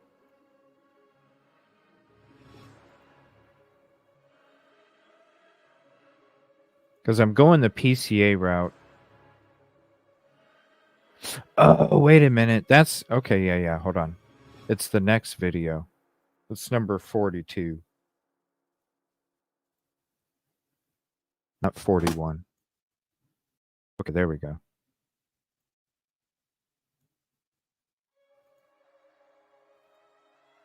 Yes, it's this one. Here we go. Sorry about that.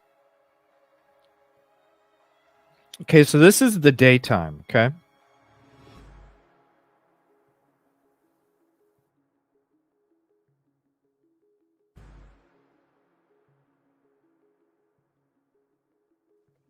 This is the daytime. Actually, Fitipus, what's crazy is it is so, and being there, it is so scrunched. Oh my gosh, it's so scrunched. All right, we're going down Taylor Avenue. You got Sigma Chi on the right. You got the water tower on the right. Now I'm going to be showing you where, okay, remember the dumpster. Remember the dumpster.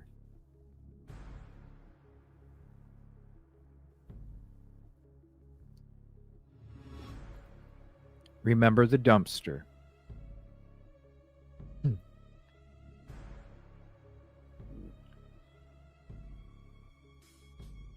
The dumpster. Let me get rid of the banner real quick. That's where your tire marks would have been. Is right by that dumpster. There's no way in hell you're turning that corner at a high rate of speed and having the tire marks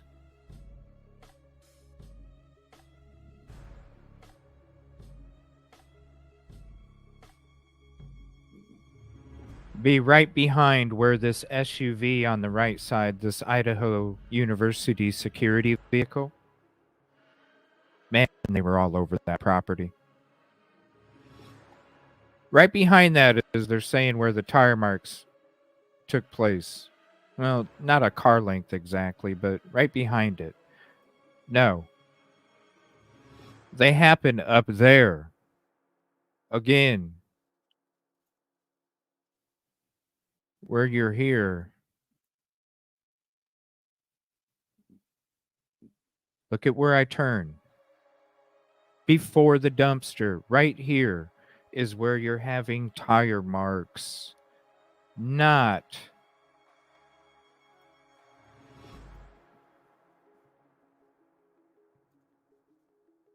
behind that vehicle.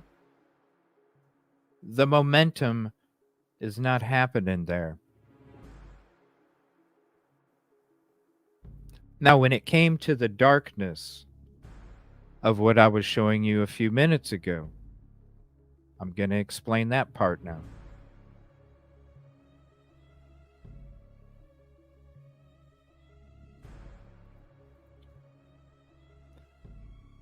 There's an agent.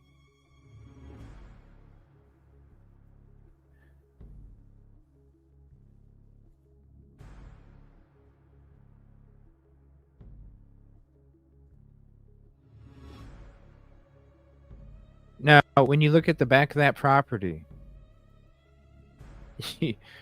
you can see.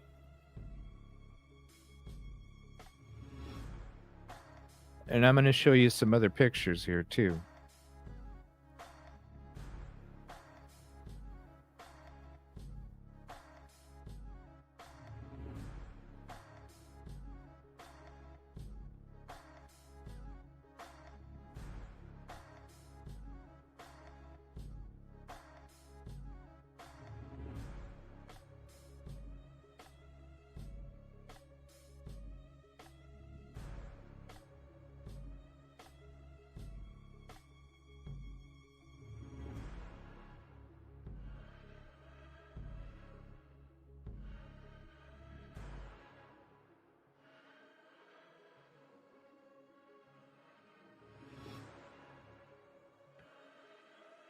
See all the plywood?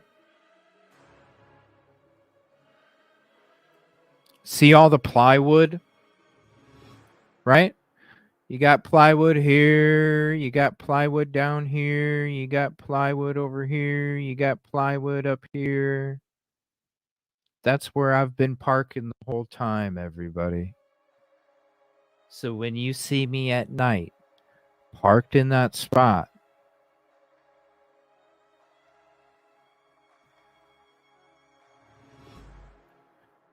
or even standing there, not even parked, just chilling in the bushes, ain't nobody seeing you. And you're seeing everything. And not only are you seeing everything, shout out, agent, look at how high up you are to the rest of the neighborhood.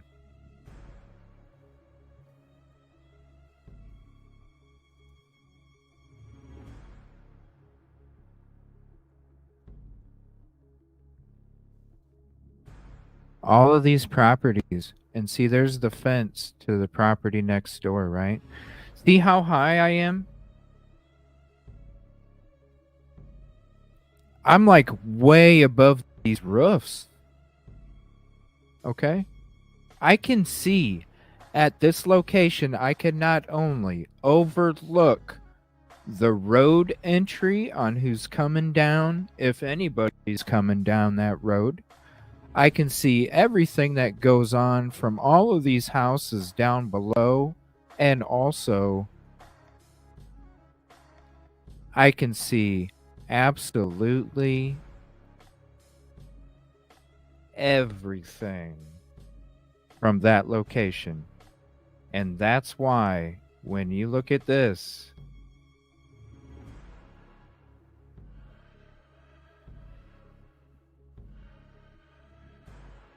And you see how dark it is back there.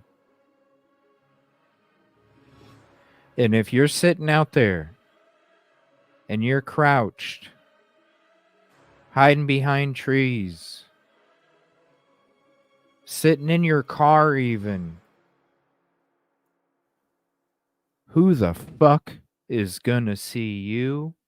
And you can see absolutely everything. Want to thank Jesse Weber. Thank you, sir, for having me have to show these few things. One thing I am going to end the show with, because I'm not coming back until tonight, 6:30 Central, 7:30 Eastern. Check out, in the meantime, check out the deep dive that I did on the surveillance when it comes to Pullman and Moscow. I had Yoli up there. I had Unravel up there. Definitely check it out. I'm going to share the link with it real quick. And other than that, that should be able to kind of answer anything that Jesse was so opinionated about. Here's the link to that. It is about 2.5 hours. But it explains and shows everything in detail when it comes to the surveillance and the path of it, going from the PCA, going from Pullman to Moscow according to the PCA. And then I'm also showing you another route, which comes first in the video. I'm showing you the route somebody would have took if they committed this crime. So thank you all for hanging out today. I appreciate you so much. Thank you for the people coming to check out the show. And we'll be back tonight, 6:30 Central, 7:30 Eastern, getting in to this University of Idaho Phoenix deal, the scam, and even more of the PCA, I'm sure. Thank you, everybody. Appreciate you. Happy Friday, and we'll see you tonight. Thank you, everybody.